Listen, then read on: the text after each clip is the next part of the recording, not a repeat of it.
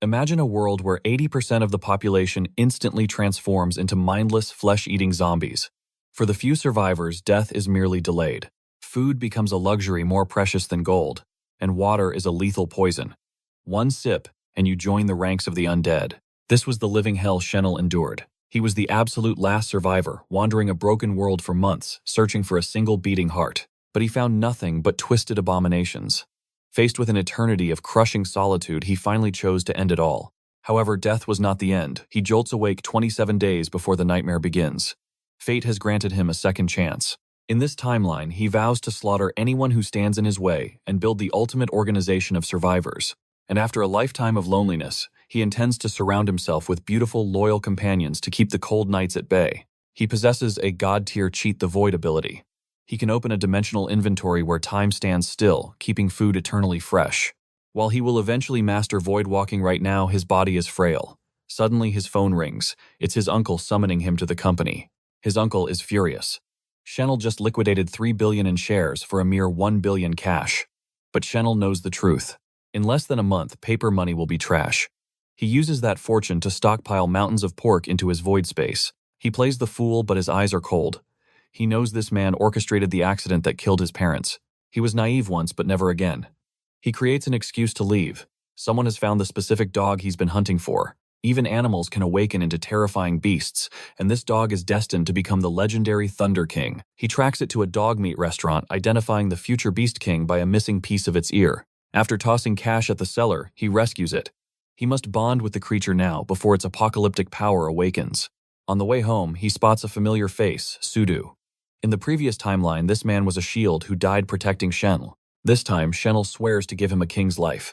He invites Sudu to hang out, but Sudu awkwardly declines.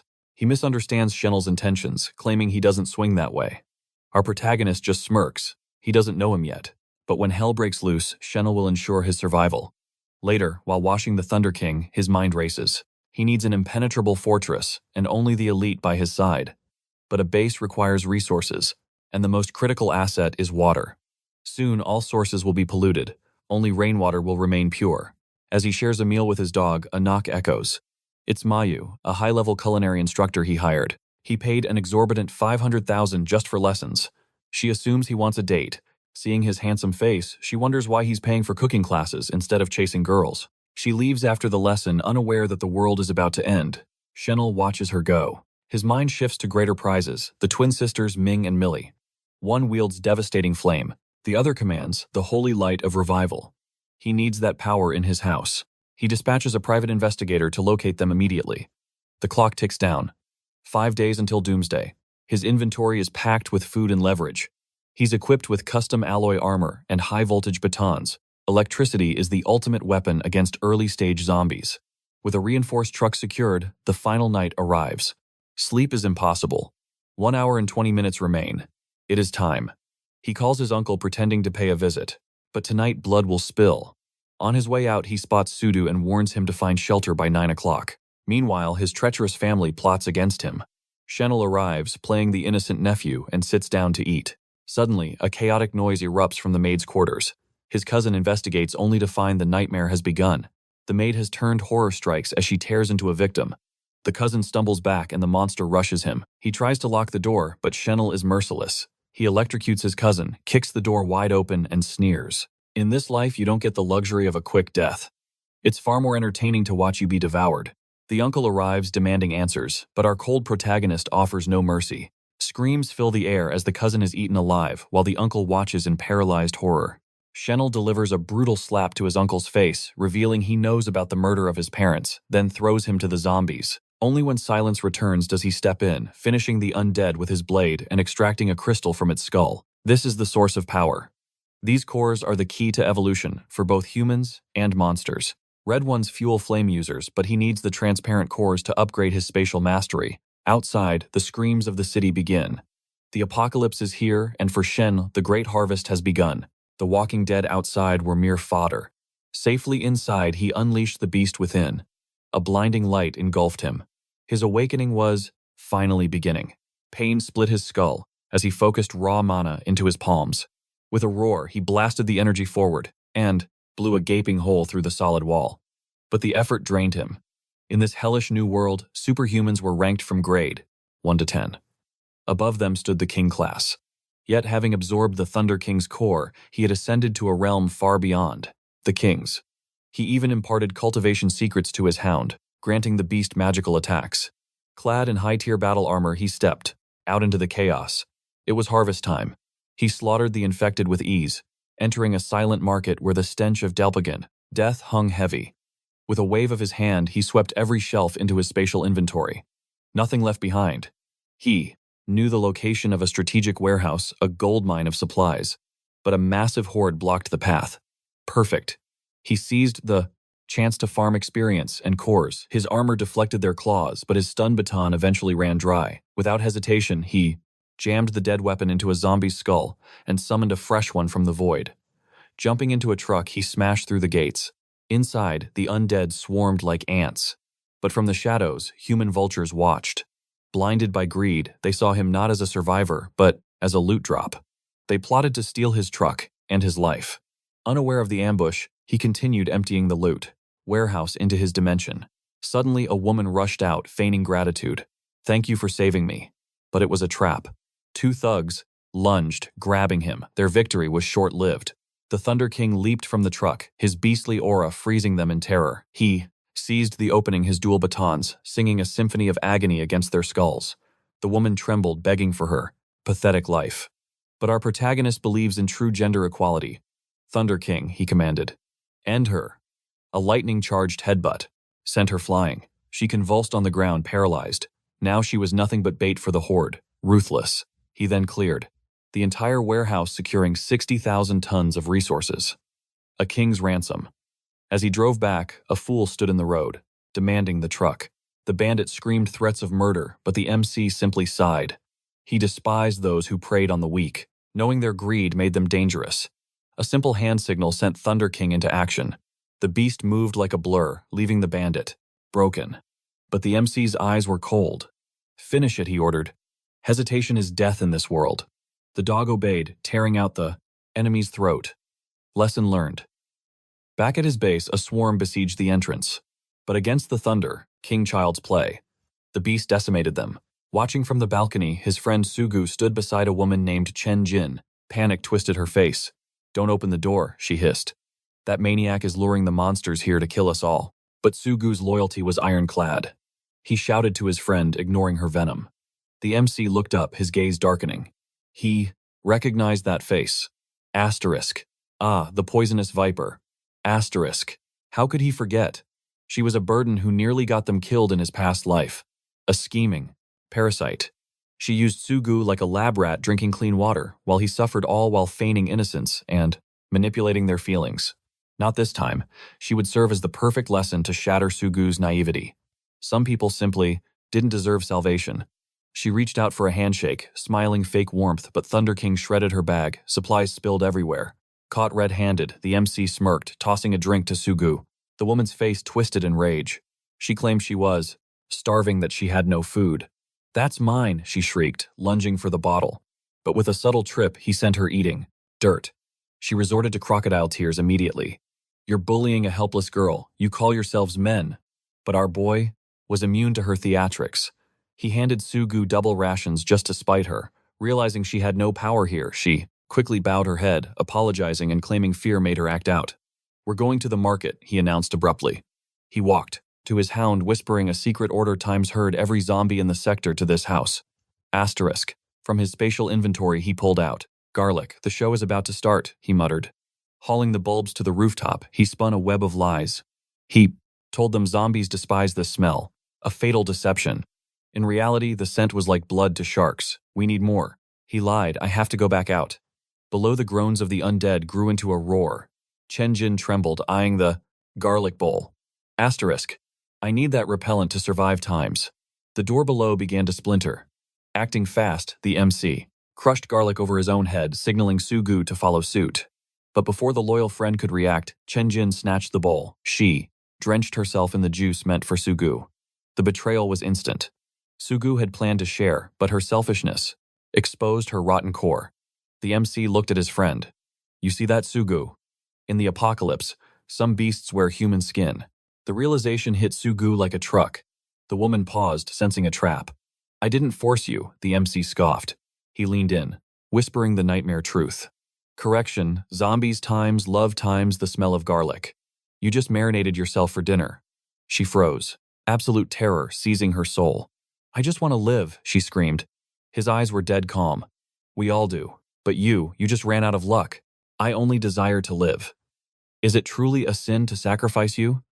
He stored the garlic armor into his spatial inventory. To him, she was already a walking corpse. Sudu remained loyal, but the woman was growing desperate. She tried to seduce him, offering her body for protection. But his answer was as cold as the apocalypse itself. I just want you to die. Suddenly, the undead horde swarmed her. 30 minutes of absolute slaughter later. The zombies were decimated, but the safe house was a disaster. He needed a maid.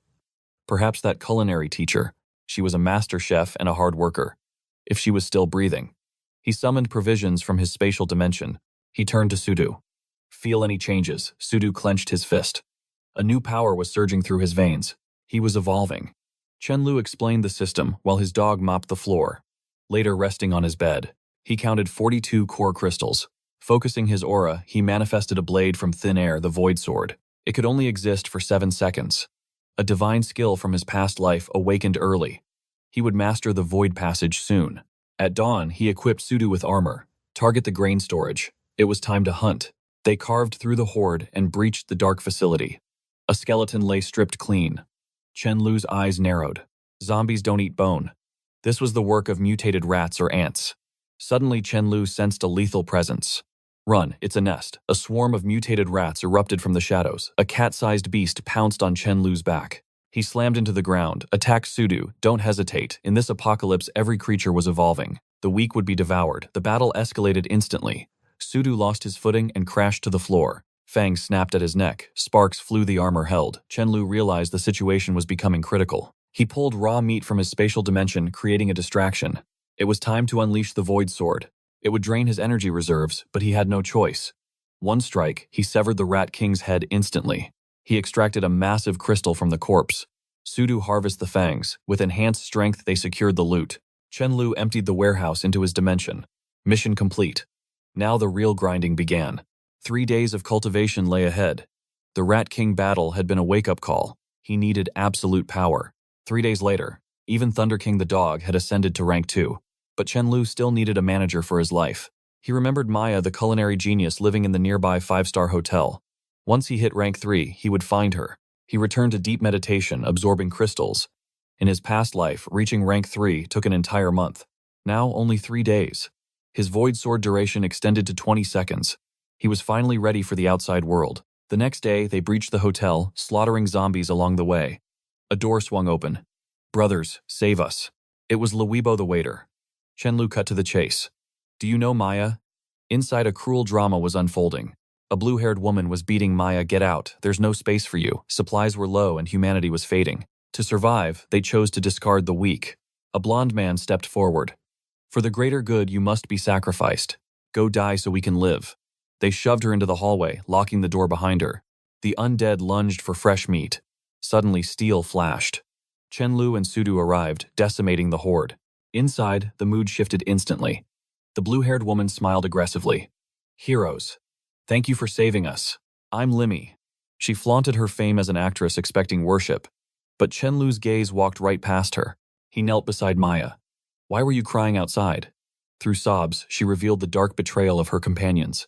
She had sustained them only to be cast aside. The rich man approached Chenlu. I'll pay you 200 million to protect me. Sudu's hand connected with his FaceTimes. Smack times. Scum. I despise traitors like you. How could you betray her? Chenlu made his judgment. Tie them up. If they survived the night, it was fate. If not, they were zombie food. The actress collapsed, terrified. Please, save me. I'll do anything. I'll warm your bed every single night. Chenlu sneered. Get off. You reek. As the ropes tightened, she pleaded desperately. I haven't showered. It's unavoidable. You can help me wash every inch of my body. He stuffed a rag in her mouth. Silence at last. As they left, the waiter begged for a chance to follow. Chenlu tossed him a metal pipe. Kill 10 zombies. Then you can come. The waiter hesitated. That hesitation was his answer. But for finding, Maya Chenlu offered mercy. You have 3 minutes to loot supplies. I'll escort you back as thanks. As the waiter scrambled, Chen Lu turned to Maya. I have a proposition.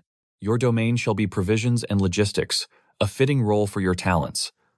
Leave the slaughter of the undead to me, and your survival is absolute. Now I demand your answer. Will you pledge your loyalty and return to base with me? Seeing the resolve in her eyes, she accepts, and he welcomes a new member to his faction. After dismissing the subordinate, they return to the sanctuary to celebrate their victory. In the safety of the base, he interrogates her about her latent potential. Did you feel the awakening? She hesitates, recalling that on the third day of the apocalypse, a splitting headache assaulted her, but the gnawing pain of starvation had overshadowed the mana flowing within. Focus, he commands, guiding her like a cultivation master. Feel the energy coursing through your meridians and force it outward. She concentrates, channeling her intent. Suddenly, a crimson flame erupts from her palms. Chen Lu smiles. A fire elementalist is a magnificent asset. An hour and a half later, a feast is prepared. They devoured the meal like starving wolves. Afterward, Chen Lu orders her to cleanse herself. Take a shower, but heed my warning, do not let a single drop of tap water enter your mouth. Days pass. After absorbing the spiritual energy of countless crystals, he stands on the precipice of the fourth rank. His mind drifts to the legendary twin sisters. Perhaps it is too soon to intervene, but the elder possesses the divine resurrection spell. Such a defying power must belong to his legion alone. He and Sudu prepare for the hunt. Before departing to harvest more cores, he leaves Mayu with a grave decree. Listen well. Never unbolt these doors. Even if a soul screams for mercy before you, you must remain cold. Seal everything. Do not gaze into the abyss outside. He arms her with dual batons for defense. Trust in my return, she assures him, gripping the weapons. The hunt begins. After slaughtering a horde of zombies, 500 crystals sit in their inventory. He orders Sudu to secure the transport truck. I will proceed with the Thunder King to secure a specific target. He locates the sisters' apartment complex and commands his lightning beast to scout Unit 201. Go check for survivors. But the Thunder King senses a disturbance. The beast ignores orders and bolts into the shrubbery, chasing a streak of shadow. As the lightning dog clamps its jaws around the feline, a voice resonates directly in Chen Lu's mind. Tell this dim-witted canine to unhand me. I command you. Telepathy. This creature can project its thoughts. Intrigued, Chen Lu decides to claim this beast. Thunder King, stand down. As he approaches the trapped animal, the cat sniffs the air, its eyes widening. You reek of dried fish. Do you possess the treasure? Chen Lu is stunned. How can a mere beast smell through my dimensional inventory? Your senses are sharp. Very well, pledge your loyalty, and the feast is yours. Once you eat my food, you belong to me. But suddenly, a voice cries out from above. Let go of my rice. On the balcony stands Meili, the very woman fate led him to find. He realizes the telepathic cat is her bonded pet. Strange. In his past life's timeline, there was no record of this beast. Meili rushes down, desperate and furious. Hand him over. Give me back my rice. She snatches the cat from him, whispering apologies to the creature. Chen Lu observes her. He knows her sister is missing, but he cannot leave this prize unguarded. Goodbye, she says, turning to leave. But the cat has other plans. Unhand me, woman. The man has the goods. The traitorous feline struggles against her grip. He has the supreme dried fish. Rice leaps from her arms and grovels before Chen Lu. Please, human, I haven't tasted such a delicacy in a week. I beg of you. Chen Lu smirks. The trap is set. If you accompany me to the supermarket, we can secure an entire stockpile of dried fish. Meili hesitates, wary of the danger, but her pet's gluttonous rage leaves her no choice. Reluctantly, she agrees to the expedition. She returns from her apartment, armed for war. With a wooden rolling pin, Chen Lu bursts into laughter. Is that your legendary weapon? He introduces her to Sudu, and to his beast, a dog that wields the power of lightning. She is stunned. It seems my rice isn't the only creature to awaken special talents. He explains his combat prowess and inquires about hers. Rice acts as a translator, she reveals. As for me, I am like a priestess class in a video game, a holy support. But there is no time for awe. The undead horde approaches. Meili casts her spell, and a golden aura envelops Chen Lu. Incredible. She is merely level 1, yet his strength surges by 30%. The battle erupts. Steel meets rotting flesh in a symphony of destruction. One zombie breaks the formation, rushing straight for Meili. I must fight, she resolves. This is my trial by fire. The skirmish ends. Chen Lu is impressed. Her frame is delicate, but her will is forged of iron. She might just survive until the endgame. He hands her a real weapon. She screams, channeling her fear into a strike, and obliterates a zombie's skull, but the violence takes its toll. It's already dead, he reminds her gently. The adrenaline fades, and the gruesome reality causes her to empty her stomach. He offers water, a small mercy in this hell. Later, they infiltrate the mall's second floor.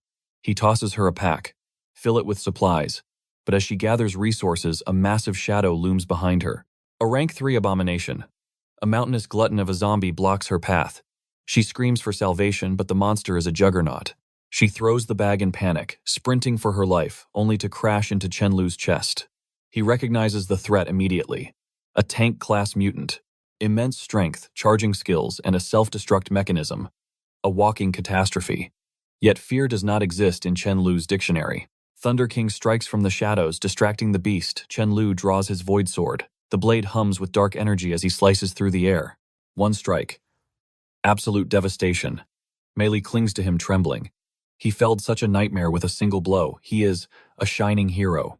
Seizing the moment, he deepens their bond. Come with me. My sanctuary is safe. But duty calls to her. No. I must return. My sister, she might return home. If I am gone, she will be lost. Her loyalty is commendable, but the cat begins to spam her mind with telepathic messages. Do not be a fool, woman. Leave a note. Go with the strong one. Go to his palace. He has the dried fish. The mental assault is relentless. Swayed by the promise of safety and her pet's greed, she steps closer. Your fortress. Is it far? He smiles, charming and dangerous. Of course not, my dear. Follow me.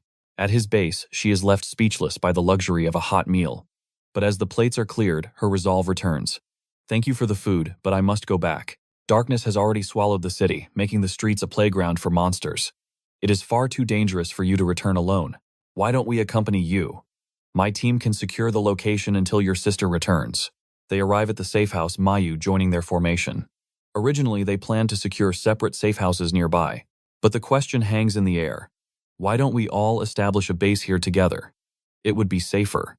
Once inside the fortress, he plays the role of the benevolent provider. She clings to him, practically throwing herself at our protagonist.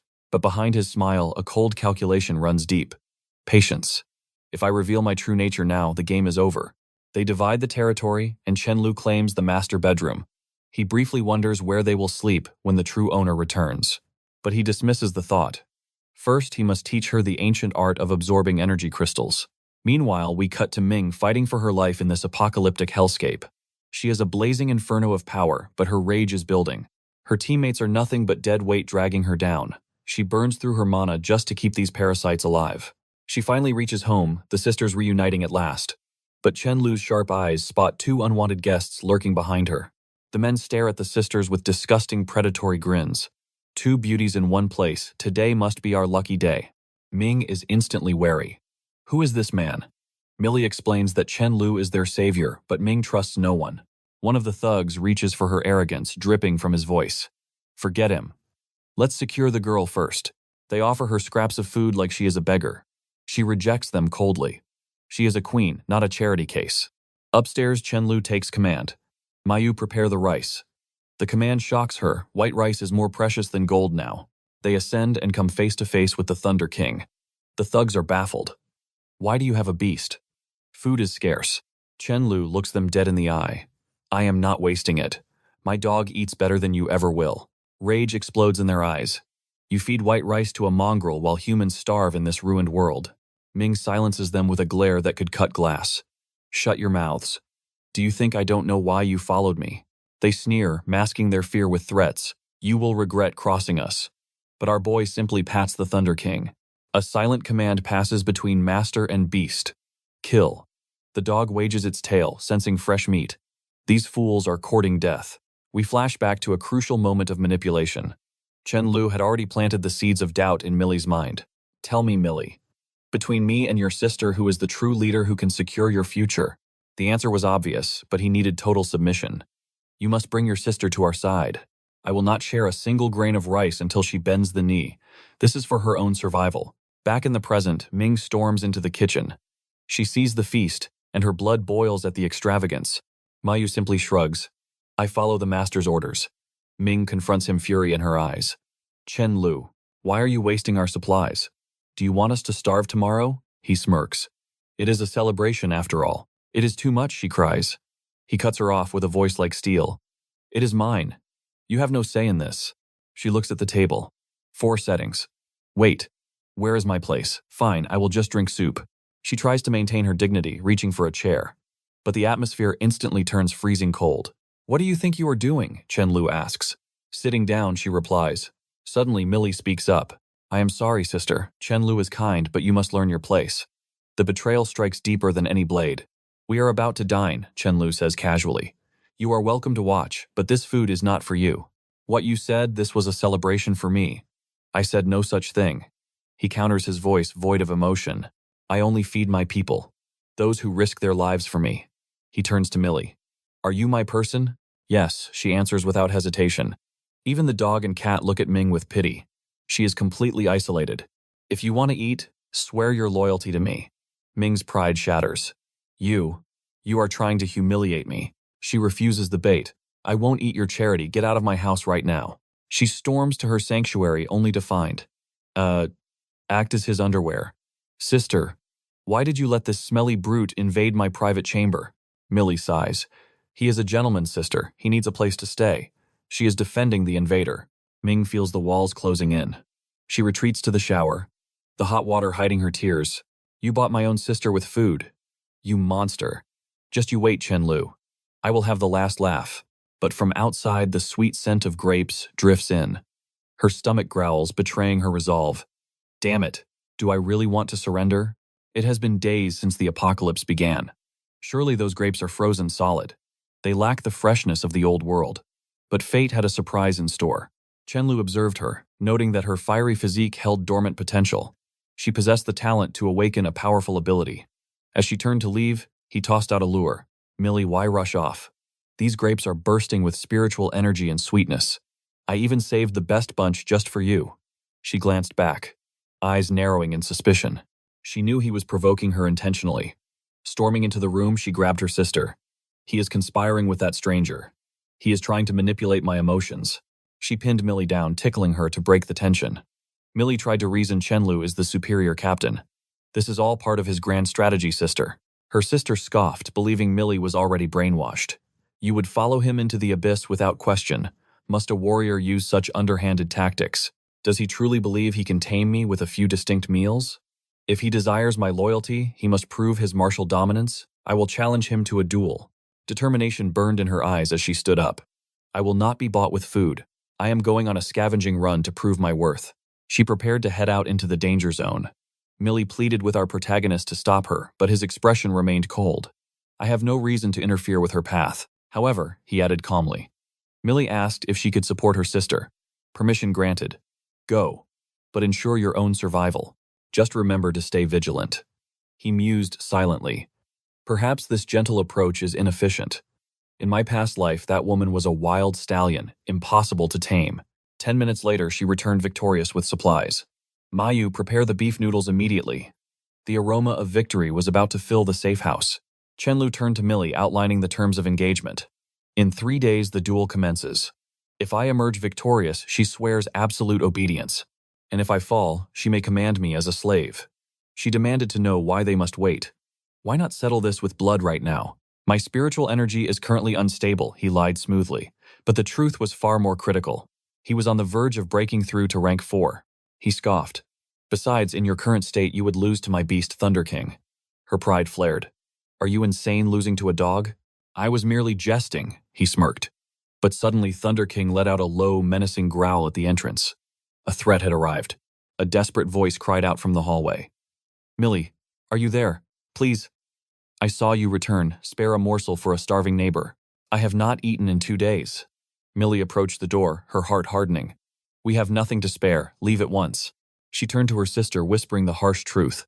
If we show mercy now, she will devour our entire stockpile in a day. The world has changed, Chen-Lu declared coldly. Only the fittest possess the right to survive. This is the new law of the jungle. She told him to silence his philosophy. In 3 days, I will teach you humility.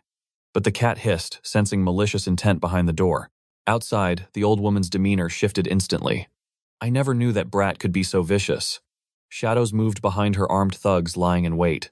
What is the status? One thug asked. Is the girl home? The crone nodded, a wicked grin forming. She is there. She just rejected me. The old woman began to incite the mob. Millie and her sister are absolute beauties. I am certain you gentlemen would enjoy their company. Their figures are wasted on such a lonely life. The men licked their lips, eyes filled with lust and greed. Ideally, they are worth risking our lives for. They tightened their grips on their weapons. Let us breach the door. It is time to feast. But in the monitoring room, Sudu had seen everything. Hostiles approaching with weapons, Sudu reported. Chenlu gave the order without hesitation. Descend and eliminate them all. But keep the corridor clean. I hate mopping up blood. Millie cast a support buff on Chenlu, her eyes lingering on him. In this light, his ruthless command seemed almost majestic. But she wondered just how strong was he. Sudu descended like a phantom, with Thunder King close behind. The beast roared, joining the fray. The thugs stood no chance against an awakened monster. Their rusty blades bounced off Sudu's iron-like skin. It was a one-sided massacre. Once silence returned to the hallway, Chenlu issued a grim command. Millie, go downstairs. Harvest the energy crystals from their foreheads. She recoiled in horror. I cannot do that. You must, he insisted, his voice brooking no argument. Even a support user must understand the weight of death. Her sister nodded solemnly. He is right. It is better to harden your heart now than to die of hesitation later. Together, they descended into the carnage. Tears streamed down her face as she extracted the cores. The grim reality was too much, and she retched violently. Welcome to the apocalypse. Back in the sanctuary, the beef noodles were served. Millie stared in awe. There is more meat than broth. This bowl holds more value than the entire city. How can I possibly restrain myself? The scent of pancakes filled the air. I am jealous, but I know our supplies are limited. They will surely run out of food soon. But night after night, it was a banquet fit for kings. She questioned reality. How many dishes can they possibly create? She sprinted to the refrigerator and threw it open. It was overflowing. She marched to Chenlu, demanding answers. The fridge is full again. When did you scavenge? I saw no fresh produce outside. Millie finally revealed the secret. Chenlu is a voidability user. He possesses a dimensional storage with frozen time. He can stockpile supplies for decades, Millie asked. Why did you not mention this? Her sister claimed she forgot, but her eyes narrowed at Chenlu. Do not think this changes our wager. We will still fight, and you will bow to me. Yes, once I defeat him, I will make him kneel. I will force him to call me sister and surrender the food vault. Her ambition was boundless. Meanwhile, the protagonist focused on his cultivation. He needed to reach rank 4 to unlock the void-walking technique. He retrieved the Red King crystal. Absorbing this amount of power is dangerous. But with a roar, he shattered the bottleneck. He had finally ascended to the 4th realm. Stepping out from the void, he transitioned from the safety of the room to the exterior, startling the Thunder King, who stood guard. The time for talk was over. The duel was about to begin. Millie Askin laid down the terms one last time. If I win, you listen to my commands, agreed. He smirked, radiating absolute certainty. Of course, but you seem confident. Why don't we raise the stakes, a distance of 20 meters? You lose in 3 seconds. Chenlu, I admit you are strong, she shouted, her pride flaring up. But 3 seconds, are you looking down on me? He assured her it was simply confidence, not arrogance. But in her mind, she was already formulating Plan H retreat the moment the battle starts. What is the new prize? She asked. He pointed a finger. If I win, you lift your hips high so I can kick your backside. She accepted the humiliating terms but demanded the same right in return. Any request you have, I shall grant it, he promised, knowing full well that defeat was impossible. They stood in the open air. The atmosphere grew heavy. She told herself times. 3 seconds, there is no way he can defeat me that quickly. Asterisk. But in the blink of an eye, he vanished. He disappeared right before her eyes, leaving her bewildered. A user of high-level stealth arts. He was already standing in her shadow. His hand clamped around the back of her neck. It happened with such godlike speed that her brain hadn't even processed the movement. He leaned in close to her ear, whispering with a devilish smile, "You have lost." A chill ran down her spine. If that hand had held a blade, she would be a corpse. She accepted her total defeat, cheeks burning with shame, asking what she must do, dreading the embarrassment of literally getting her butt kicked. He suddenly draped his arm over her shoulder, his demeanor shifting instantly. Let's go eat breakfast. You are one of us now. He apologized for the roughness of the past 2 days, suggesting they start fresh. Sitting at the table, she couldn't help but marvel at the food. The meal was exquisite. It would be pretentious to refuse such luxury in this ruined world. Ming watched, realizing this was Chenlu's perfect plan to secure loyalty. With bellies full, he gathered everyone in the living room for a war council. His expression turned serious as he analyzed the state of the world. The zombies are evolving, getting stronger by the day, he explained. Resources will become scarce. Survival will be a battle for the fittest. He emphasized the need for a powerful guild. Individually, they were lions, but against a pack of 100 wolves, they would eventually fall. Imagine losing to a bandit group, he warned darkly. Imagine what they would ask of these two sisters. A fate worse than death. Ming's eyes flashed with murderous intent. I will slaughter anyone who dares to harbor such dirty thoughts. Chenlu nodded. We will build a main force and sub-teams. But mark my words, I will not accept trash into my ranks. The girls agreed in unison. He theorized that the majority of survivors had fled the city, at least that was the logic of the common man. Millie nodded along. She admired his strategic mind. He was thinking 10 steps ahead. However, our main character had other thoughts. He was just waiting for the right time, specifically the time to claim his prize. Of course, a gentleman wouldn't do that in front of an audience. He wrapped up the meeting. Millie, come to my room, he ordered. She hesitated, asking why. It is a private matter, he replied, leaving no room for argument. Her face turned crimson. I'm really going to get kicked, she thought, but a promise is a promise. It's just one kick. I can take it. Inside the room, she faced the wall, bracing herself. All right, do it. He critiqued her stance immediately. Lift it higher. Do you not know how to present yourself? She blushed furiously, thinking him absolutely shameless. Did he have to be so serious about such a ridiculous punishment? I don't understand why you want to kick me so badly, she complained. Can't we change the punishment? He scolded her instantly. Are you a warrior who accepts their fate or not? She gritted her teeth and told him to get it over with. As he looked at the target, he marveled internally. Asterisk. To think I could discipline the future war god like this. Asterisk. It was a surreal moment. She noticed he had removed his shoes. Asterisk. At least it will be softer times, she reasoned. Asterisk. He won't actually hurt me. Right. Asterisk. If you dare to kick too hard, I will cry, she threatened over her shoulder. He ignored her. I will count to 10. If I don't strike before the count ends, the debt is void. 10. 9. Chenlu hesitated, wrestling with his own thoughts. Asterisk, I could take my revenge now, times he mused. Asterisk. But is it necessary? I just wanted to mess with her. Still. Asterisk. Asterisk. It would feel awesome, but I feel like this is the path to being single forever. Asterisk. Suddenly, he realized the time was up. He lashed out. Asterisk. Smack times. He didn't kick. He slapped her with such force that the impact sent shockwaves to her brain, his handprint instantly carving into her skin. She spun around, humiliated and confused. Why did you use your hand? He shrugged. Sorry, I forgot I was supposed to kick. She lunged to strangle him.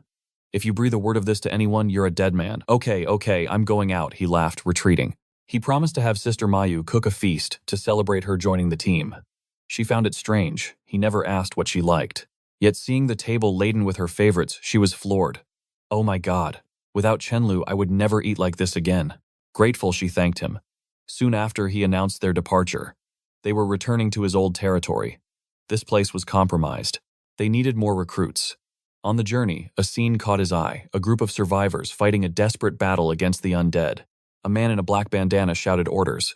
Run, if we die together. He refused to abandon his team. Chenlu observed from a distance, impressed. That man could have easily used the others as bait to escape. He wasn't a villain, he was potential. To repay the debt of life, he unleashes the Thunder King. After a display of devastating power, the survivors bow in gratitude to their savior. Chenlu inspects them with a sharp, appraising gaze. What is your story, I sense, awakened energy pulsating within you?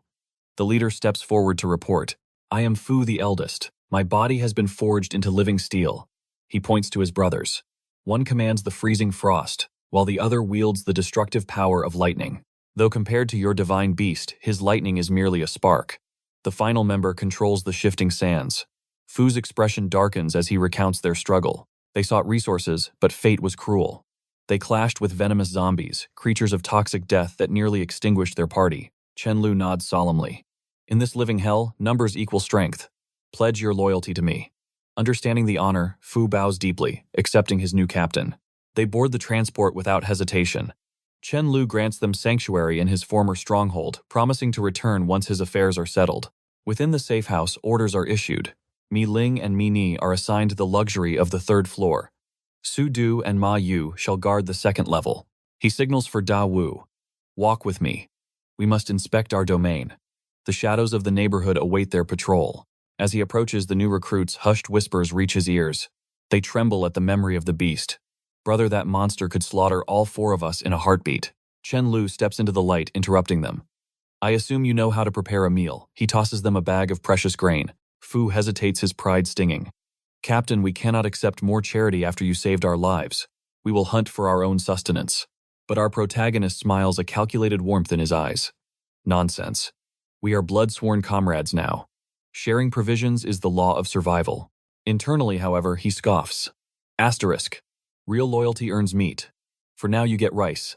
Asterisk. He then hands them communication devices. This is our fortress, he declares, laying out the strategy. Heal your wounds and recover your strength. We dig in for the long haul. Report any movement on the perimeter immediately. Later, Mi Ling follows him, her aura radiating frustration about being separated from her sister. Silence, he commands, sensing a disturbance.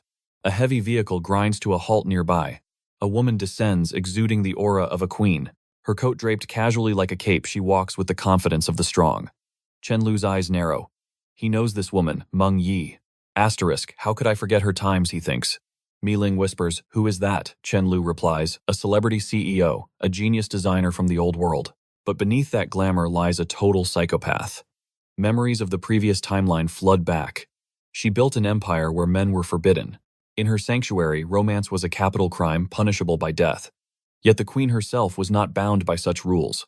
She harbored a twisted obsession with Mi Ling. In the past life, she sacrificed everything to save her, perishing in the process. Only after her death, when Mi Ling took the throne, were men allowed to exist within their walls. She must be scavenging for resources. Fate has brought them together earlier than expected. Her gaze locks onto Mi Ling instantly. Chen Lu smirks. Asterisk. A perfect pawn has arrived. Asterisk. Meng Yi glares at him. What are you staring at? He shrugs. Nothing of importance. Suddenly, she barks. Who lurks in the shadows? Before Chen Lu can react, she ignores him and lunges straight for Mi Ling. Sister, leave these men, she purrs. Join my Valkyrie squad. We have no need for males. Chen Lu watches silently as Mi Ling shakes her head. Apologies, but I have a team. Meng Yi's eyes flash with jealousy. Is this male your mate? Chen Lu cuts in. That is none of your concern. He grabs Mi Ling. We're leaving.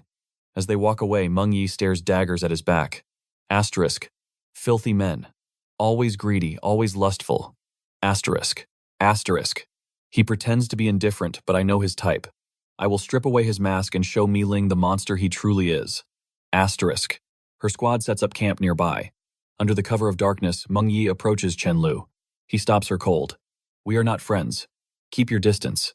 This won't take long, she hisses. I require your strength for a mission. Chen Lu raises an eyebrow. Speak. 3 miles east lies a massive shopping center. A treasure trove containing enough provisions to last a year. But it is crawling with the undead. My squad cannot breach it alone. I am offering you a temporary alliance. Chen Lu almost laughs.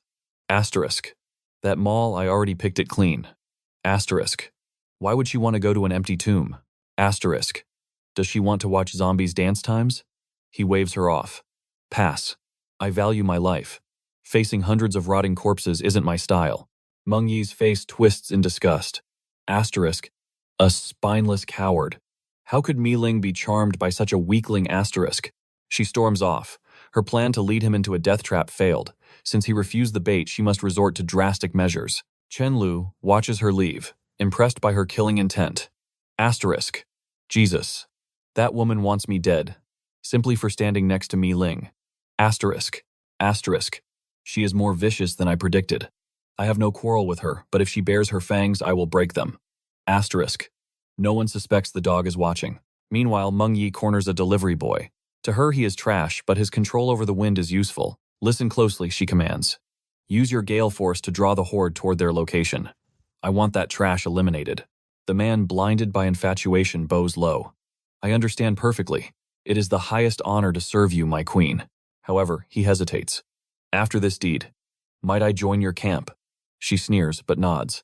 If you succeed, ecstasy fills his face.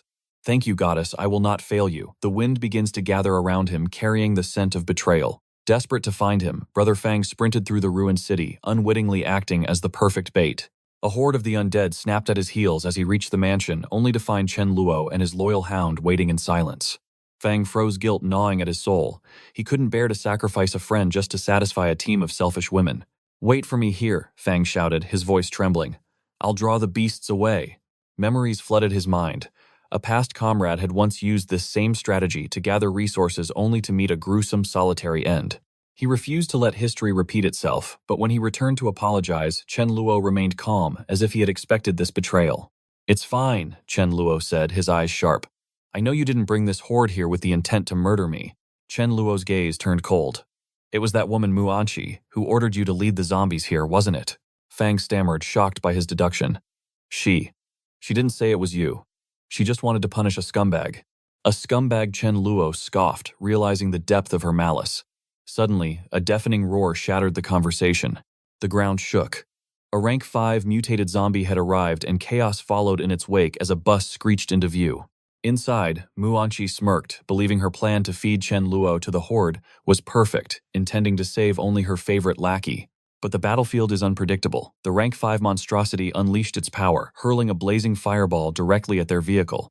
Panic erupted. The bus was a ticking time bomb with its gas tank exposed, forcing the terrified girls to scramble for their lives. Mu Anqi hadn't calculated for evolved zombies. "Don't panic. Attack together," she shrieked, masking her own terror. She launched 3 throwing daggers, but the beast deflected them like gnats. Death was rushing toward her at breakneck speed. In a moment of pure cowardice, she grabbed a fellow sister, using the innocent girl as a meat shield to save her own skin. Watching from the shadows, Chen Luo's eyes narrowed. "That zombie is strong, and I need its core." The other girls watched in horror as their leader betrayed them, but Mu Anqi only had eyes for Chen Luo. "Perfect, I'll use that coward as bait next." But before she could act, Chen Luo appeared before her like a phantom. "Is betraying your own blood your idea of leadership?" *SMAAACK times. His hand connected with her face, a strike so heavy it sent shockwaves through the crowd. She had never imagined he possessed such power. Mu Anqi collapsed, defenseless, and in a twist of poetic justice, a zombie pierced through her chest, ending her wretched life. Amidst the slaughter, Chen Yuan stepped forward, trembling but resolute. "Run, I'll buy you all time." Chen Luo watched her, a faint smile gracing his lips. "True courage is a rare currency in this world. I won't let it go to waste." The void sword manifested in his grip. As the beast launched another fireball, Chen Luo vanished into the void, appearing instantly behind it. With a single fluid motion, the monster's head was severed from its shoulders. The onlookers gasped. The invincible beast was dead in a heartbeat. He snatched the energy crystal from the corpse and turned to the weeping girl. "Stop crying. Consolidate your team. We need to talk." The threat was gone, but the reality of survival remained. Chen Luo pulled Chen Yuan aside for a proposition that would change their fate. "Join my faction," he offered calmly, "and I guarantee you will never know the pain of starvation again." Chen Yuan hesitated, glancing at her sisters, but Chen Luo was already plotting. He had just secured a massive expansion for his forces. "I'll take them all," he decided. The 20 survivors stood before him awaiting judgment from their new warlord. "Listen closely," Chen Luo's voice boomed. "Rule number 1, absolute obedience. Defy me, and I will be ruthless. Rule number 2, abandon your fear. In this apocalypse, gender means nothing. Everyone fights or everyone dies. Rule number 3, if you seek romance, find it within this team. No outsiders." A calculated move to prevent betrayal and leaks. The men in his squad grinned. Their leader was essentially playing matchmaker for the end of the world. He explained the logic coldly. "Internal relationships keep our secrets safe and prevent you from being abducted by rival factions." Chen Yuan nodded, accepting the terms on behalf of her sisters. Compared to death, these rules were a paradise. "Welcome to the base," Chen Luo announced, opening the gates to reveal a stockpile of supplies that seemed like a mirage. The girls broke down in tears at the sight of real food, while the men couldn't hide their delight at the arrival of new companions. As the celebrations began, Chen Luo reviewed the stat sheets of his new recruits, his eyes scanning for potential. His gaze stopped on a name, Wang Lin, a rare light element user, and ironically, the very girl Brother Fang had a crush on. Strategic planning began immediately. He assigned the guards and prepared the team for a baptism by fire the following morning. At dawn, the hunt began. Despite their numbers, the harsh truth of combat became immediately apparent. The new recruits panicked, missing spells and fleeing when they should have struck. They were green, dangerously so. Chen Luo sighed, watching from the rear. Without his intervention, they would be dead in minutes. The training arc was just beginning. Deep within the abandoned shopping mall, the girls were absolutely drained from the day's events. Seeing their fatigue, he told them to loot whatever clothing they desired, free from prying eyes. While they were distracted, Chen Lu quietly snatched some black stockings, but Meilin caught him in the act. Her mind raced. Does he have a secret fetish? Does he wear them? No, surely they are for my sister. Right? The heat was oppressive, but our main character summoned 2 bottles of crystal-clear water for everyone. Watching him, Malin felt a warmth in her chest. Since following him, hunger and thirst were things of the past. Under his protection, she was safe. A feeling she had buried for too long began to overflow. Tonight, she would speak. Night descended over the sanctuary. Chen Lu was gaming when a soft knock echoed. "Can I come in?" "Sure, come in," he replied, though his mind wandered. "Late at night, is she here for some adult cultivation?" She sat beside him, nervous tension radiating from her. "Brother, Chen, after today, I realized something. I am so lucky to be by your side." She took a deep breath, preparing to release the words trapped in her heart. Chen Lu waited, anticipating the moment. Then she dropped the bomb. "Can I be your girlfriend?" Our boy didn't hesitate for a second. He pulled her onto the bed. "I've been waiting for you to ask that." As things heated up, she whispered that happiness came too fast. She hesitated. I'm not ready." But Chen Lu gazed into her eyes with apocalyptic resolve. "This world is cruel. Death waits for no one. We could die tomorrow. If you wait until you're ready, I might already be gone. Wouldn't that be a tragedy?" His logic pierced through her hesitation. As he kissed her forehead, she surrendered to the moment. She grabbed him close. But suddenly a pair of eyes watched from the shadows. Rice the cat was in the room. "Get out, you little voyeur." The poor cat was tossed into the hallway. Suming appeared confused. "Isn't that Chen Lu's cat?" Rice looked up, traumatized. Chen Lu was having a very warm time with Mei Lin inside. Su Ming paused at the door, realizing the situation. "If my cute sister wants this, who am I to stop fate?" She walked away with a knowing smile. The next morning, Chen Lu ordered a feast. "Prepare 20 kilograms of pork." Mayu looked around. "Where is Mei Lin? She usually wakes up at dawn." Mei Lin limped by exhausted. "She's resting." "Because of someone." Mayu smirked, understanding exactly what happened. While Mayu went to fry eggs, Chen Lu fed dried fish to Rice. "Listen, buddy, you are banned from the bedroom.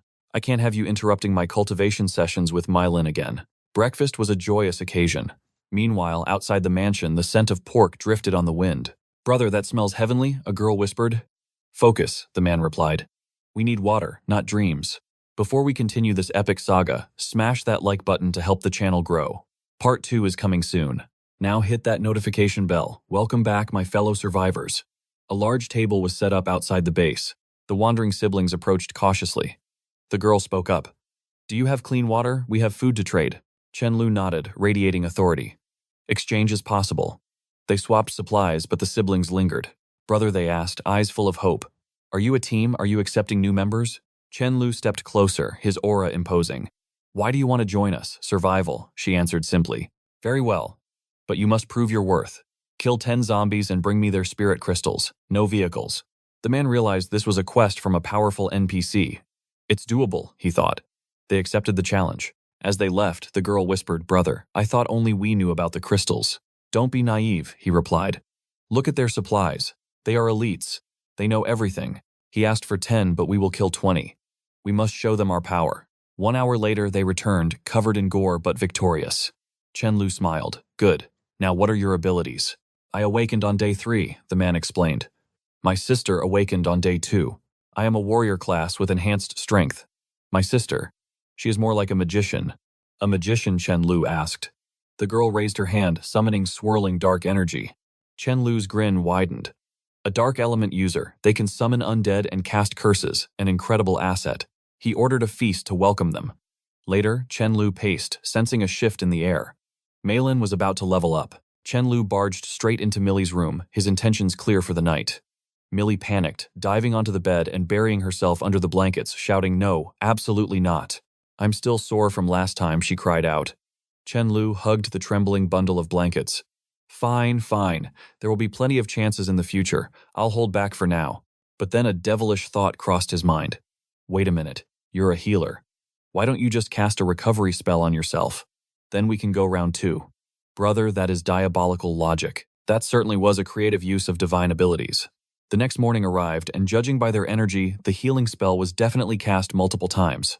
Chen Lu gathered the squad for a briefing. "Listen up. Our objective today is the Yulin community," he announced. "We're stripping it clean of supplies. But stay sharp, the place is crawling with the undead. Do not panic. Let the vehicles crush the front lines," he commanded. "Elemental users rain destruction from the back. Everyone else hold the perimeter." Then Fang stepped up, luring a horde of zombies into their trap. Chen Lu watched impressed by their rapid growth. While observing, he absent-mindedly stroked the cat in his arms. Suddenly a voice echoed in his head. "I can't do that. I'm still in pain." Chen Lu froze and stared at the cat. "Did you? Just overhear everything last night." The cat yawned lazily. "You only said I shouldn't watch. You never said I wasn't allowed to listen." Chen Lu hoisted the furball up by the scruff of its neck. "You know too much, you little demon. Keep your mouth shut or I'll turn you into a fur coat." The cat simply replied with a mocking meow. 30 minutes later, weapons were locked and loaded. Ming suggested they raid the nearby restaurants first. Like locusts, they swept through, grabbing every resource in sight. But Milin had wandered off toward the pharmacy section. She seemed desperate to find something specific. Ken Yuan noticed her sneaking around and narrowed her eyes. What is she up to? Her aura screamed suspicion. Ken Yuan moved closer, peering over the shelf. That's when she saw it. Maylene was shoving boxes of condoms into her bag. Ken Yuan's jaw dropped. I had no idea she and the boss had reached that stage of cultivation, she thought, stunned. Maylin suddenly sensed a presence and whipped around. Don't misunderstand, I'm just… Ken Yuan stopped her with a knowing smirk. It's fine, sister. I support you. Let's go. Maylin fumed silently, swearing she would kill that stamina monster Chen Lu later. As they marched deeper into the community, they spotted movement in the apartment windows. Survivors, dozens of them. But there were too many hungry mouths in this desolate place. An old woman leaned over a balcony, her voice dripping with entitlement. Young man, I know you're a kind soul. Auntie hasn't eaten watermelon in days. It's so hot. Fetch me some, won't you? That opened the floodgates. Please, handsome guy, give me some water. Hey boy, bring me a roast chicken from the supermarket. And get me some cigarettes while you're at it. Demands rained down from every floor. Chen Lu looked up at these shameless parasites with cold eyes. He didn't feel an ounce of pity. He put on a pained expression and shouted back. Oh, what a tragedy. My legs are suddenly numb. My feet are in agony. I simply cannot climb those stairs. The mood in the windows shifted instantly. Hey, where is your respect for the elderly? Don't lie to us. We saw you looting the stores. You're hoarding everything. Those supplies belong to the community. He's stealing our future. Everyone grab a weapon. We can't let him leave with our stuff. The survivors swarmed out of the building like angry hornets. An older woman blocked Chen Lu's path, pointing a shaking finger. Put it down. You are stealing from us. Have you no shame? Chen Lu scoffed, his aura flaring slightly. Bunch of shameless bastards. Since when is this abandoned hellhole your private property? A thug stepped forward, puffing out his chest. This is my territory. My brother used to own that supermarket. He's dead, so now it's mine by inheritance. The old man beside him got right in Chen Lu's face. Chen Lu warned him coldly. Get lost or you will die. The old man sneered, thrusting his chin out. Hit me, I dare you. If you touch me, I'll lay on the ground and sue you for everything. Chen Lu raised an eyebrow. You want me to hit you? Okay. He raised his palm and delivered a thunderous slap across the man's face. Asterisk. Smack asterisk. Request granted. The man hit the pavement face first and didn't move. The neighbors gasped and rushed to check on him. Wait, is he not moving? Did he just die from a single slap? No way. He must be pretending. He's always been good at faking injuries for insurance money. But Chen Lu looked down with disdain. Are you people blind, he thought. His jaw is completely unhinged. Chen Lu turned to his team, his voice turning icy. What are you waiting for? They are trying to rob us. In this world there is no respect for the weak, only the strong. The old survivors screamed, ready to swarm. I'll fight you. Chen Lu summoned his lightning whip, the air crackling with electricity. But suddenly, asterisk, boom asterisk. An explosion rocked the street. The mob scattered in terror. Run, save me. But that fireball didn't come from Chen Lu's team. Chen Lu narrowed his eyes, recognizing the figure emerging from the smoke. Memories from his past life surfaced. It was Chen Guang. The man walked over, ignoring the fleeing neighbors. Those old fossils scold me every day, Chen Guang said. I never touched them because we were neighbors. I never thought they'd find their end at your hands. Chen Lu gripped his weapon. Do you want to avenge them? Guang laughed, waving his hand. Brother, don't misunderstand. We came to make friends and ask for a favor. I am Chen Guang. Our main character smiled, sensing a business opportunity. I am Chen Lu. How do you want us to help? Guang explained the situation. This community has over 1,000 houses. It's a goldmine of resources. But lately harvesting has become difficult. There is a beast blocking our path, Guang said grimly. A husky that mutated into a zombie dog. It possesses lightning speed and terrifying intelligence. It hunts the lone wolves and hides from the groups. It's been picking us off one by one. It even killed one of my best men. Chen Lu nodded, understanding the threat level. And the price for my services? Guang didn't hesitate. 300 caddies of rice and 5 barrels of clean water. It was a generous offer in the apocalypse. Chen Lu sensed no killing intent from this man. Deal. I will handle your pest problem. He ordered his team to continue loading the supplies. Then he signaled for Thunder King to follow him. Chen Guang watched him, eyes wide with envy. Damn, brother. You are living the dream, Guang muttered. You have 2 evolved pets, a convoy of cars, beautiful women, and enough food to feed an army. That truly is the pinnacle of life. Millie walked up beside Chen Lu, ready for battle. She turns to him, eyes wide with devotion. Brother Chen, do you require my assistance? He simply raises a hand, signaling her to wait. The onlookers are stunned into silence. Heavens. Look at the difference. We starve while he keeps a pet, a wife, and feasts like a king. Chen Guang explains the threat nervously. That mutated beast rules the garden. We are powerless against it. Do you have a strategy? Chen Lu smirks. Simple. I will use a beast to conquer a beast. Chen Guang panics. Why sacrifice your loyal dog? Is there a grudge between you? Chen Lu dismisses him coolly. Watch and learn. They ascend through the ruins, the metallic scent of blood growing heavier with every step. The door creaks open. The zombie hound lunges. Lightning crackles, but Thunder King dodges with supernatural agility. It is a clash of elemental monsters. Like a scene from a legend, Thunder King unleashes a lightning tail whip directly into the enemy's face. The impact sends the undead beast crashing through the concrete wall. Chen Lu turns to a stunned Chen Guang. The contract is fulfilled. Pay up. Chen Guang's mind races. Asterisk. That was too fast. Is this his true power? Asterisk. While Thunder King gloats over his victory, the leader shifts tactics. Brother Chen. In this apocalypse, numbers equal power. Consider joining my alliance. Our protagonist looks at him unimpressed. The man continues eagerly. I do not boast, but every man here has slain 10 zombies. We are the elite. We are diligent and loyal. We possess supplies for half a month. He tries to bargain with security, hoping to entice the lone wolf. A predatory glint flashes in Chen Lu's eyes. Asterisk. Perfect. I'll take it all. Asterisk. His ruthlessness surfaces. You aren't fit to be my teammates. I could slaughter every one of you without breaking a sweat. Chen Guang swallows his pride. Exactly. That is why the weak must cling to the strong. We need your protection, Chen Lu nods slowly. Fine, but know this, if we join forces, my word is absolute law. Suddenly, a panicked shout interrupts them. Brother Chen Guang, disaster brother Jen has been bitten. It's critical. Panic erupts among the men. Chen Lu calmly signals to Millie. Go. Show them the value of a true healer. Chen Guang pleads, is there any hope? Chen Lu just offers a confident smile. Millie steps forward. Leave it to me. Divine light flows from her hands, knitting the infected flesh back together. Tears of relief flow. Thank you, goddess. Chen Lu cuts in. Go back and consider my terms. Millie returns to his side. Chen Guang stares, trembling with a sudden realization. He turns to his men, voice serious. Brothers, he agreed to the alliance.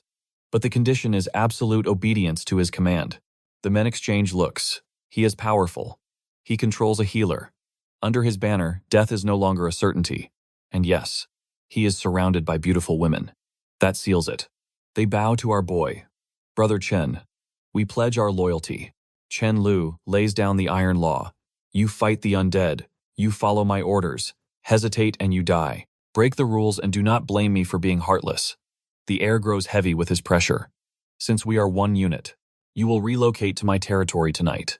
It seems our hero is gathering an army. In his past life, he succumbed to the cold void of solitude. He will not make the same mistake twice. But back at the mansion, trouble brews. Weak survivors are being tormented, and the mansion guards watch helpless against the overwhelming numbers. They lack the strength to intervene. Just as the bullies plot their next move, a shadow falls over them. The main force returns. Chen Lu narrows his eyes at the crowd, gathering like vultures at his gate. Why is there trash piling up at my doorstep? The bus stops. The newcomers stare at the mansion with naked greed. Damn, look at those women. One man recognizes a face from the past. The tragic simp of the apocalypse appears. A thug with a mohawk steps up, arrogant and loud.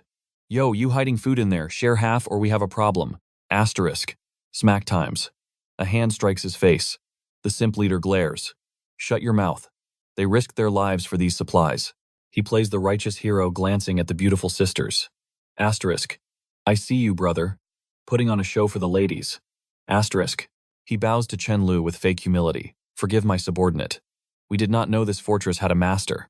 Chen Lu's gaze turns icy. He recognizes this man. A user of the venomous touch. A snake hiding in the grass. Rice whispers, Master, their killing intent is leaking out. Chen Lu smirks. I am well aware. The Mohawk whines, Boss, we're leaving empty-handed. The leader smacks him again. Idiot. Never attack a tiger head-on. We wait for the darkness. We strike when they sleep. The thug grins. Boss, you're a genius, but Chen Lu is not a merciful god. He whispers one command, kill them. Do they take me for a fool? You come with malice. You leave in a body bag. Strike first. Later in the safety of his room, plans form. Tomorrow, the great evolution begins. Rank 1 zombies will rise. I must secure the resources before hell breaks loose. A soft knock interrupts his thoughts. Asterisk. Who goes there? Only my trusted inner circle has access. Asterisk. He opens the door expecting Millie. But fate has a surprise. Later she barges into his room, demanding to know his presence. Then she thrusts a small box into his hands. Take this artifact. He glances down condoms. His face flushes red. Why gives me this? She stammers. Don't look so shocked. I do this for my sister's honor. Do you think I care about your desires? Millie is far too young for such things. You two must wait at least 2 more years, she glares. But if you intend to become a father now, then perish the thought. She flees the room. He stares at the door amused. Your intentions are pure, little sister. I cannot let such a precious gift go to waste. But just then, Brother Millie is coming. The next morning, the atmosphere is heavy. He gathers the squad to reveal a terrifying truth: the undead are evolving. To ensure his team's survival, he must educate them. Listen well. When a zombie ascends to rank 1, it does not just gain strength. It awakens abilities mirroring our own. But the true nightmare lies elsewhere. They have acquired wisdom. To hunt these abominations, we must adapt. The golden formation is 2 mages for destruction and 2 vanguards for protection. He steps onto the training grounds to demonstrate evasion techniques. Fire your spells at me, do not hold back. The girls hesitate before unleashing a barrage of magic. With fluid grace, he weaves through the destruction untouched. The team watches in awe, but he shakes his head. It is not magic. It is observation. Watch the enemy's intent. If you observe the muscle tension and the angle of the arm, you can predict the trajectory of death before it is cast. Disbelief fills their eyes. One challenger steps up. Let us test that theory again. He dodges a storm of attacks until times smack times. A spell catches him squarely in the face. She smirks triumph in her eyes. I predicted where you would dodge, so I aimed for the shadow. Chen Lu wipes his face. Impressive. As expected of the flaming fairy, her combat sense is truly divine. With morale restored, they venture back into the ruined city to scavenge. But Chen Lu's mind wanders to a darker memory. In his past life, when the zombies evolved, the awakened humans turned on each other in a frenzy of greed. Suddenly, Millie gasps, spotting a figure in the chaos. She freezes. Chen Lu notices her distress. Is that someone from your past? Millie nods, her voice trembling. We were inseparable. She is my best friend. Please. Can we save her? Chen Lu sighs. If it were a stranger, I would walk away. But because she is dear to you, I will intervene. He commands his beast. Go, Thunder King. The survivors see the beast approaching. Look. A dog. Finally fresh meat for the fire. But their hunger turns to terror as Sudu and Millie descend upon them. After the slaughter, the zombies lie dead. Millie rushes to the girl, pulling her into a hug. She introduces the trembling survivors to their savior. This is Chen Lu. He is the warlord who commands us. The girl bows eyes wide. Thank you.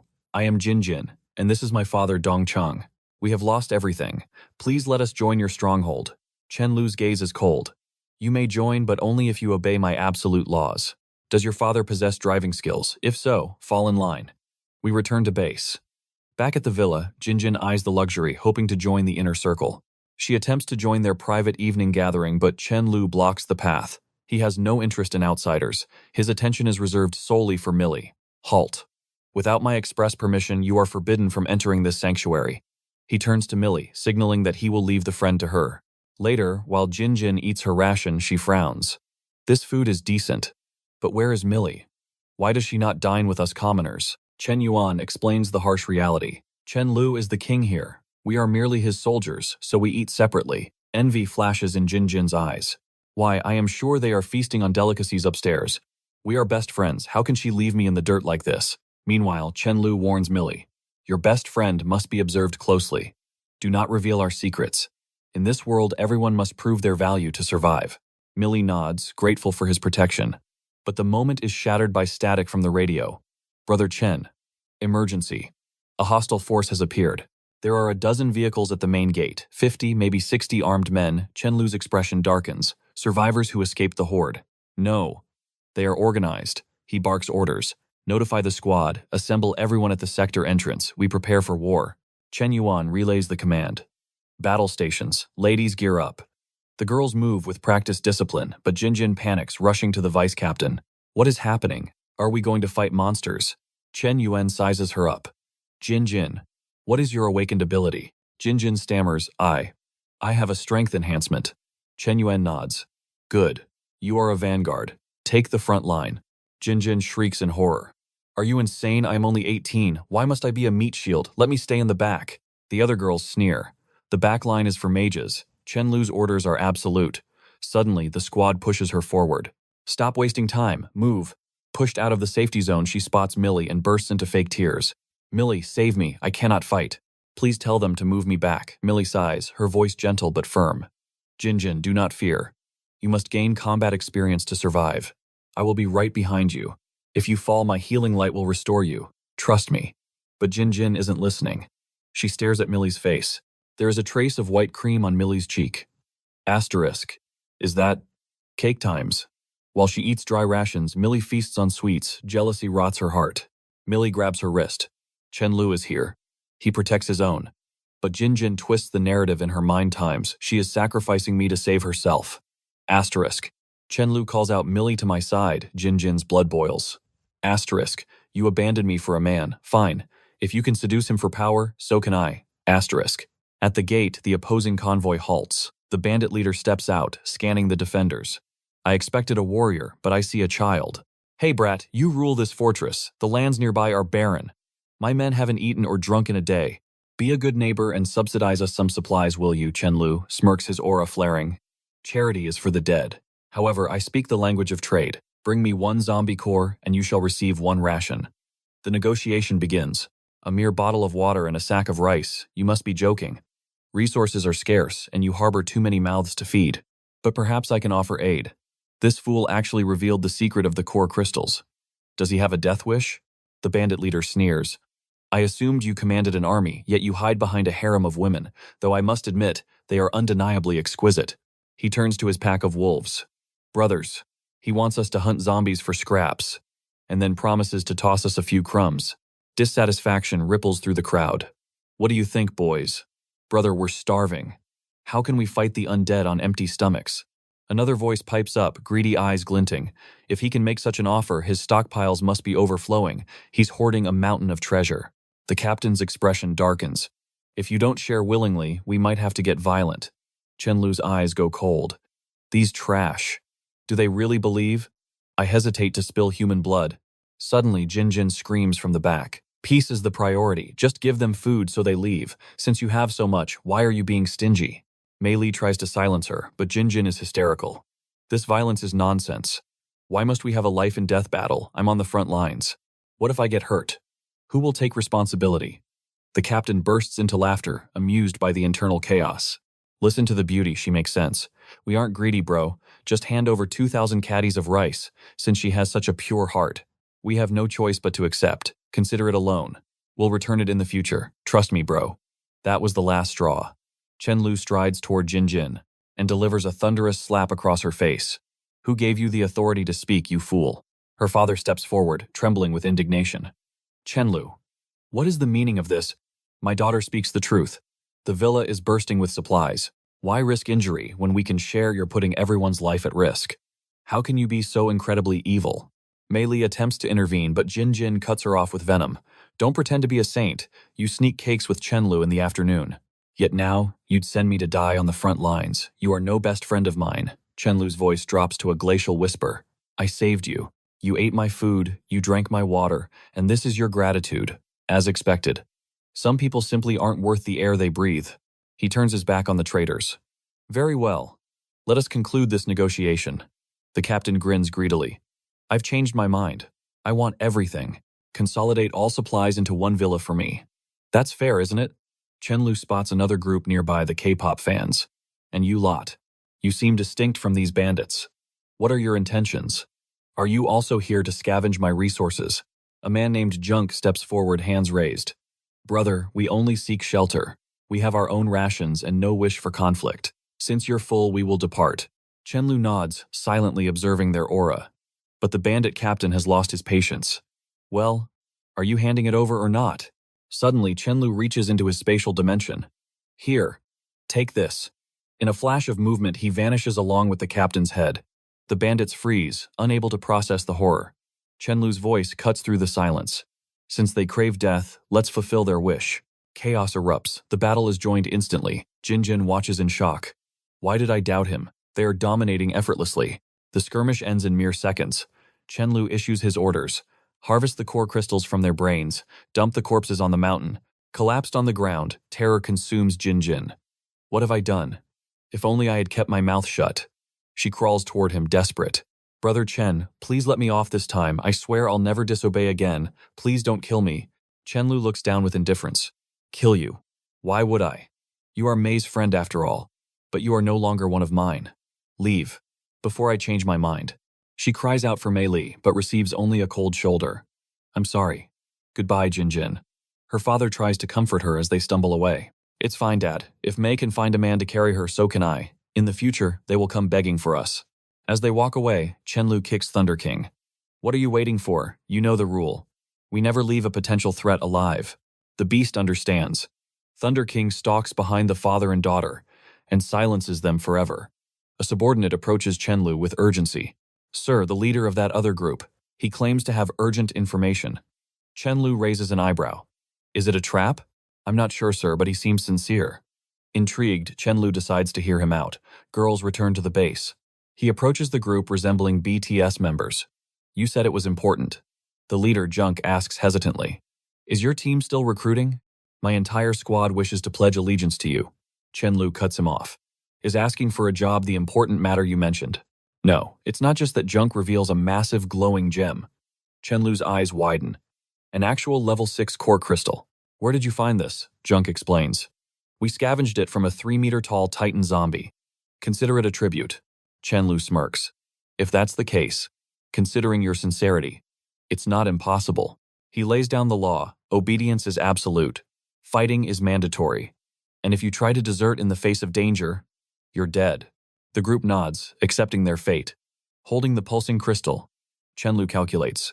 With this, I can reach level 5 in 3 days. That's a full month ahead of my projections. He turns to Chenyu 1. Check their ranks. We need light elementals or support classes. If they have value, admit them. Thunder King is already waiting in the shadows. Back at the base, the return trip had been lightning fast.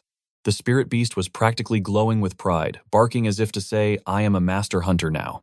Chenlu wasted no time issuing absolute decrees. He set strict quotas for the slaughter and harsh time limits for the hunt. The veterans obeyed without question, but the newcomers whispered in confusion. Wait, I thought you were the captain. Why is she in charge? They couldn't believe their eyes. Beautiful women commanding the front lines, one recruit muttered. Is a girl like her actually strong enough to lead us? A veteran scoffed at his ignorance. She has been with Chenlu since the beginning. She is already a level 2 awakener, and her lieutenants are hitting level 3. As the unit engaged the undead, the vice captain deployed her forces efficiently. One unfortunate soul was assigned sentry duty at the sector entrance. 1 hour passed in silence until engines roared. A convoy of yellow taxis tore toward the compound. The sentry scrambled to radio the alert. Chen Yuan screamed for an immediate regroup, but the scavengers hesitated, their eyes glued to the loot. But Vice Captain, what about all these supplies? Abandon it, Chen Yuan commanded. Your lives are worth more than scrap metal, but it was too late. The yellow convoy screeched to a halt. The doors opened, and out stepped the scum of the wasteland. Their leader sneered his eyes, scanning the women with disgusting intent. Well, well, he leered. I haven't seen flowers this fresh in ages. Hello, ladies? He reached out his filthy hand, trying to caress her.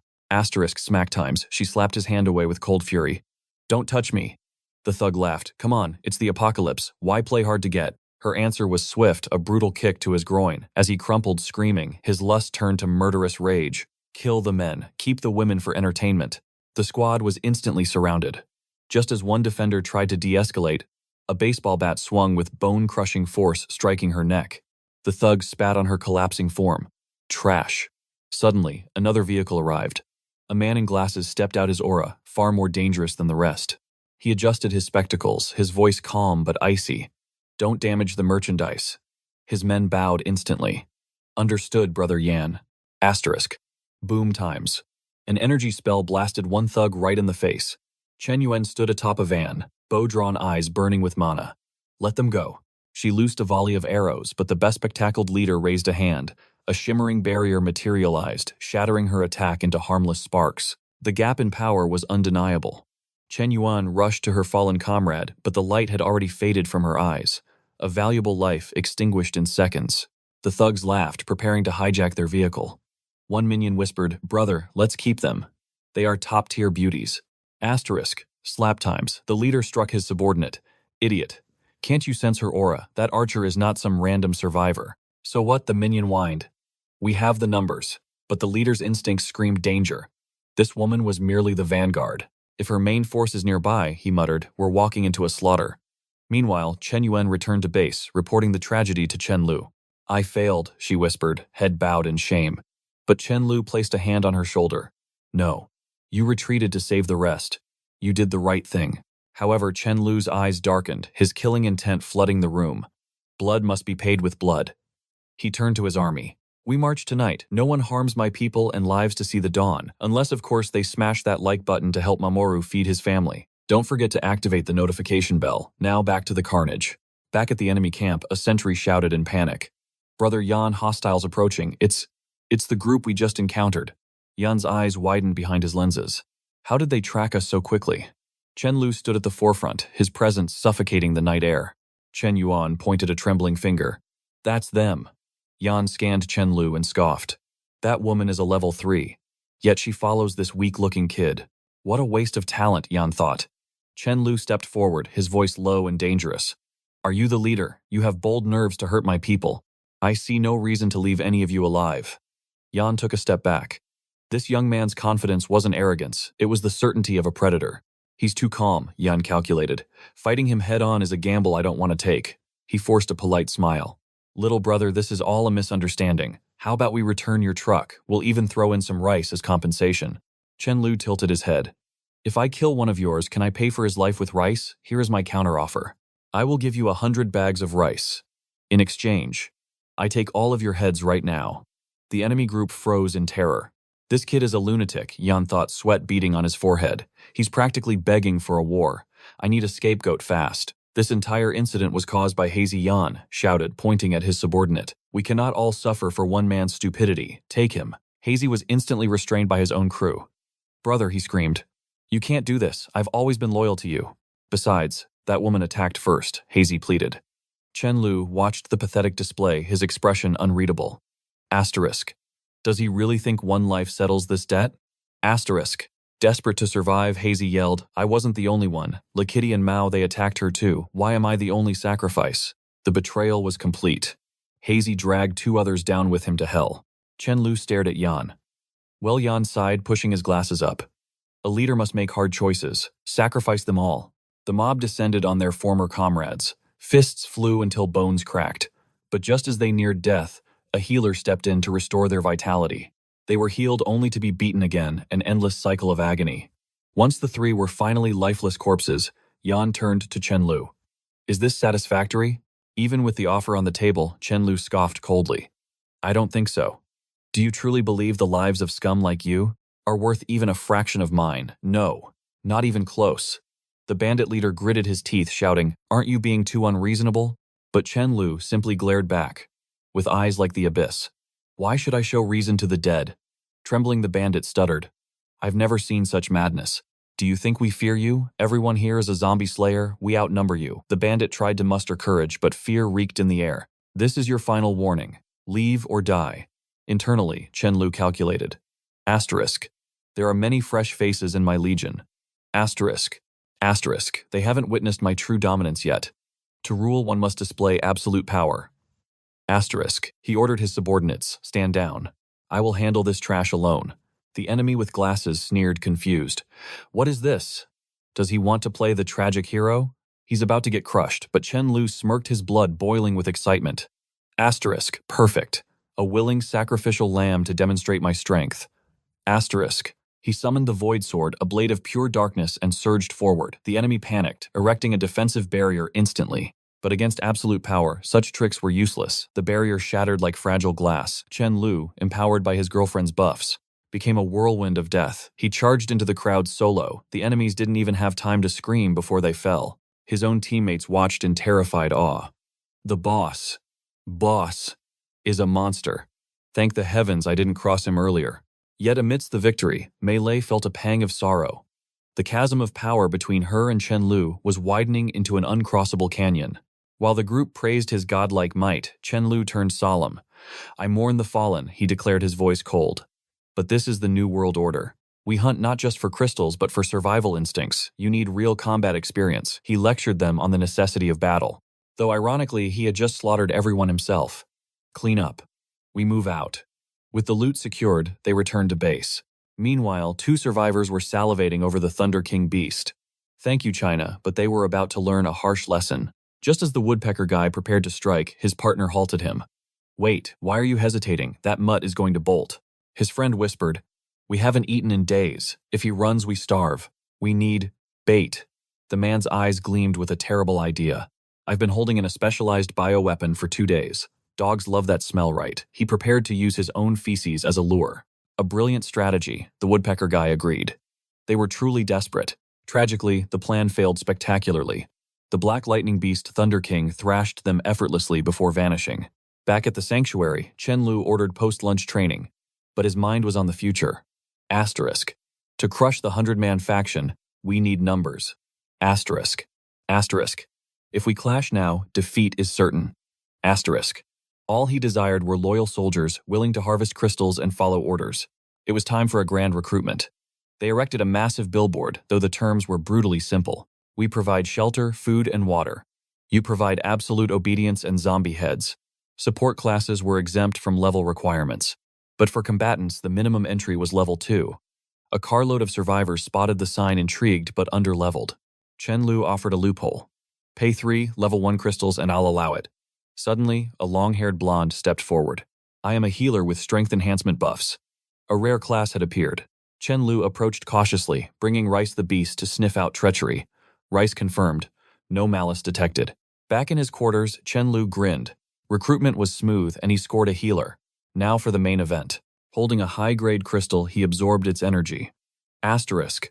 Tonight, I ascend to level 5. Asterisk. At this stage, he would be invincible. Asterisk. Crack times. The crystal shattered.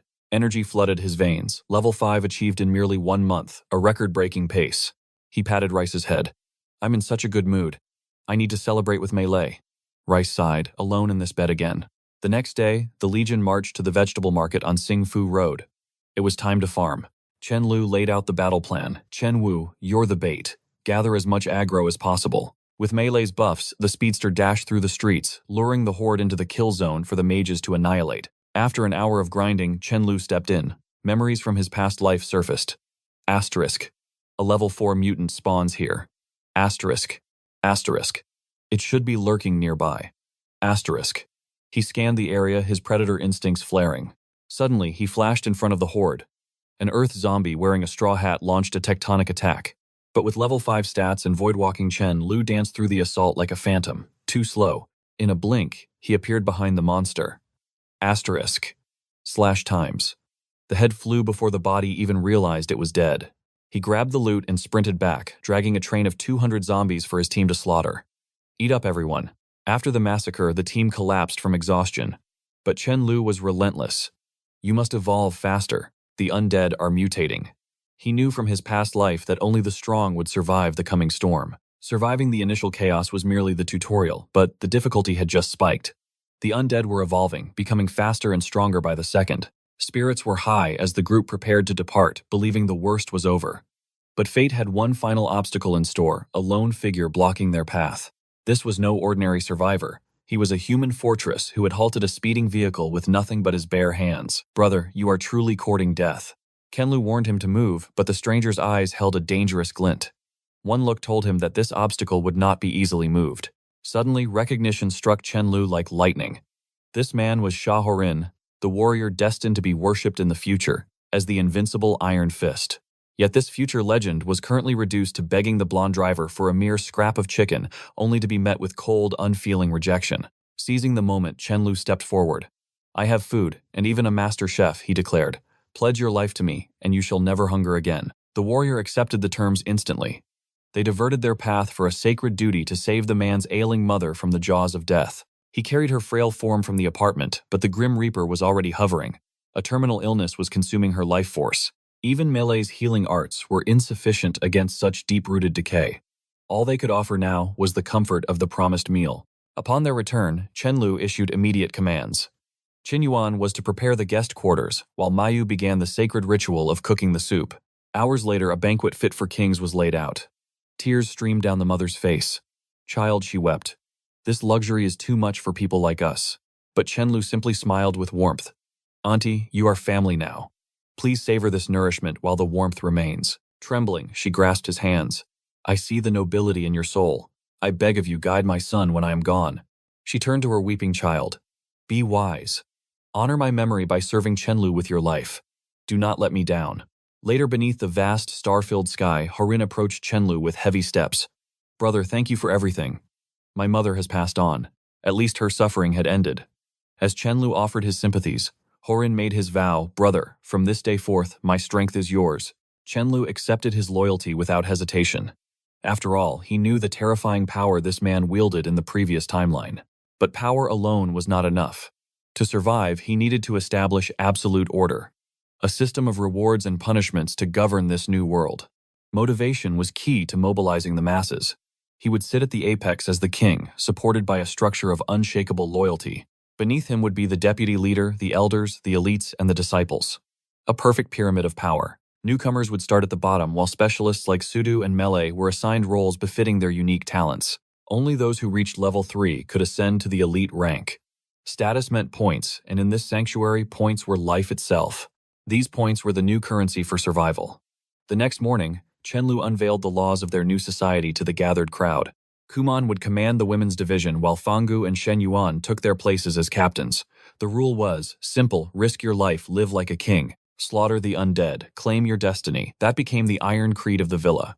The survivors roared in agreement, ready to conquer. But as the cheers faded, a convoy of outsiders approached. A window rolled down, revealing a face full of arrogant curiosity. "Strange. Why is this area so quiet?" The leader Xiaowai scanned the perimeter. "Where are the rot walkers?" A nearby survivor pointed toward the fortress. "They cleared them all out," the man explained. "There's a massive fortress ahead. The people there live in paradise, eating their fill every single day." At the mention of a good life, greed flickered in the stranger's eyes. In this hellscape, such words were a dangerous temptation. Xiaowai turned to his green-haired subordinate Gent. "Interesting. Perhaps we should pay these local lords a visit." The green-haired thug licked his lips. "A brilliant idea, boss. If they're living that well, surely they have meat to spare." Recognition dawned on them. This was the very property their boss had sold before the collapse. Technically, the deed still belonged to them. The blonde driver glanced back, skeptical. "Boss, it's the apocalypse. Paper money is just kindling now. Does the debt even matter?" "True," his friend sneered. "Besides the debtor Chenlu, he's probably been zombie chow for months." Seeing the convoy approach, the gate guard panicked. The enemy numbers were overwhelming. He grabbed his radio, voice trembling. "Brother Chen, we have a situation." Chenlu emerged with his elite squad, his aura calm but deadly. The intruder narrowed his eyes. Well, well. If it isn't little Chenlu." Chenlu's gaze sharpened. Of all the people to survive, why did it have to be his old creditor? The man stepped forward with a mockingly friendly smile. "Brother, to think we'd reunite in hell." "Fate has a twisted sense of humor, doesn't it?" Chenlu replied coldly. "A surprise indeed." Xiaowai postured, looking around. "So, brother, are you the king of this little castle?" Chenlu simply nodded, his expression unreadable. The pleasantries ended abruptly. "Then you remember the 300 million you owe me. I'll be generous and waive the interest, but I want the principal back. Now." Chenlu stifled a laugh.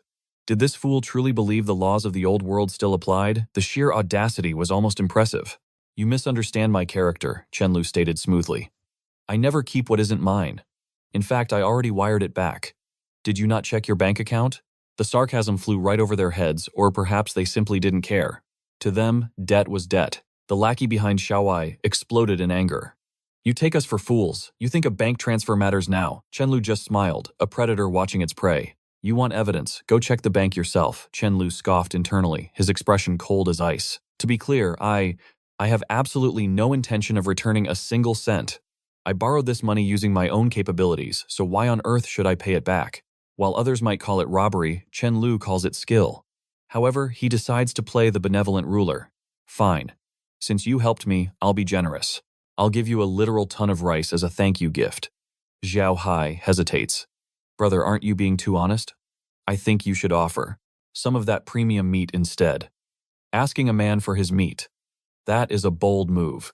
Chen Lu instantly calculates the exchange rates in his head. The value of fresh meat in this apocalypse is astronomical. 15 tons of rice equals the debt but meat. Never. Chen Lu smirks. I have the meat, but I won't give you a single scrap. What are you going to do about it? Xiao Hai realizes this man is way too confident. This monster cleared all the zombies in, the entire sector single-handedly. Caution is necessary. Suddenly, Xiao Hai's face performs a complete 180. Ah, what a mistake I made, I forgot. Your transfer has indeed arrived, but his subordinate, a green-haired hothead, explodes with rage. Xiao Hai, are you stupid? No, I am not. I was merely mistaken. Brother Chen Lu is a man of honor who always pays his debts. Xiao Hai signals that, since the debt is settled, they should take their people and leave immediately. Xiao Hai tries to retreat, but his idiotic friend keeps shouting, You coward, look at them. They only have a handful of people. Why are you acting like a scared turtle? Let's crush this Chen Lu guy and take everything he owns. Chen Lu's eyes narrow. Those who don't want to die, leave with Xiao Hai now. The rest of you, I will give you 10 seconds. The green-haired punk looks around, seeing his men hesitate. Furious, he conjures mystical blue flames in his palms. Chen Lu recognizes it instantly. It is the Dark Flame, a rare ability from the Regressed Dark System element. A powerful talent, but what a pity it belongs to a fool. The punk summons skeletal warriors screaming that he will slaughter Chen Lu, devour his soul, and ensure he can never reincarnate for all eternity. A vicious curse. Unimpressed Chen Lu turns to his team. This is a perfect opportunity to farm some system points. Suddenly, Thunder King, the mutant dog, starts barking aggressively. Rice translate. Rice listens and nods. Boss, he says you are being speciest. Dogs should also be allowed to grind for points and climb. The ranking leaderboards, Chen Lu facepalms. Damn this dog. I gave him everything, and now he wants my XP too, but he sighs. Fine. If you want it that badly, go ahead. Thunder King grins, a terrifying sight on a beast, and unleashes a single burst of energy. Boom, he obliterates the skeletons in a heartbeat. Mei Ling cries out for him to be careful, but the dog rushes the summoner like a streak of lightning. Chen Lu sighs. That dog is too doggy. He wanted to use this fodder to train his human teammates, but the canine ruined the training plan. The summoner screams in terror, shouting, Don't come over here. He squeezes his eyes shut, expecting death. But when he opens them again, the terrifying beast is just happily chewing on a ball. The contrast is too much. The summoner's legs give out, and he collapses in fear. He scrambles toward Chen Lu, hugging his leg and begging for mercy. Chen Lu looks down with a dark smile. Don't worry. I won't kill you. You are going to help me farm crystals. Of course, Chen Lu has a sinister plan. He will help this guy level up, and when he reaches level 4 or 5, he will harvest him like a crop to steal his high-level ability crystal. Oblivious, the guy cries tears of joy. Big brother, thank you for being a living saint. Chen Lu pats his head. Young man, you are talented. I have high hopes for you. But if you dare to make any small move or try to escape, I will personally shatter every limb in your body. He orders his men to lock the guy up. Just then, Xiao Hai returns sweating nervously. Brother Chen, you really are capable. Please forgive my subordinate's rudeness. Here is a small apology gift. He hands over a tactical toy weapon. Chen Lu tosses it into his dimensional storage. I am level 5 now. This junk is useless to me. To prove a point, he triggers the weapon against his own skin. It bounces off harmlessly. Weapons cannot even scratch him. Xiao Hai falls to his knees, realizing the gap between them is like heaven and earth. Chen Lu, you are a monster. Chen Lu simply nods. He grabs Xiao Hai's wrist with a grip of steel.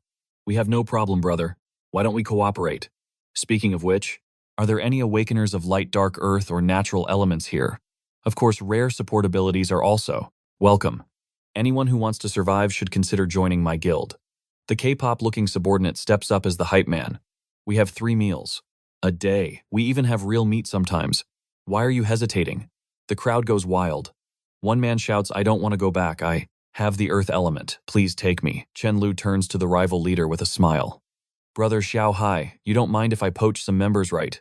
Xiao Hai, having seen the power difference, dares not refuse. "Please go ahead." He now understands why Chen Lu flexed his aura earlier. Chen Lu issues the entry exam. "Bring me 10 zombie crystals and you are officially a member." As the new recruits rush to hunt, Xiao Hai bows. "Brother Chen, if you need anything, come find me at the Jinglong Garden.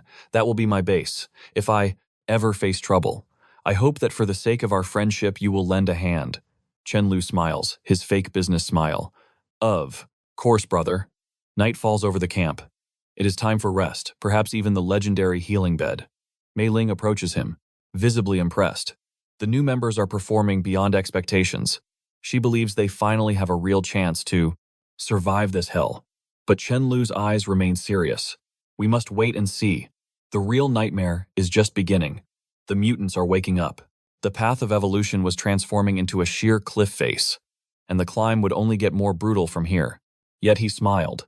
For stronger mutants meant high-grade spirit crystals, the very fuel he needed to transcend his limits. Without that power, he would stand no chance against the nightmare creatures waiting in the shadows of tomorrow.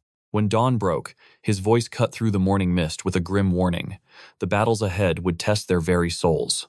To hesitate was to die. Their only hope lay in bathing in the fires of combat and forging their survival instincts through bloodshed. Suddenly, Rice's fur bristled with spiritual energy. "Chen Lu, I sense an ominous shadow looming over us." The spirit cat prophesied that Milai would spill blood. Yet strangely, her life force remained unsevered.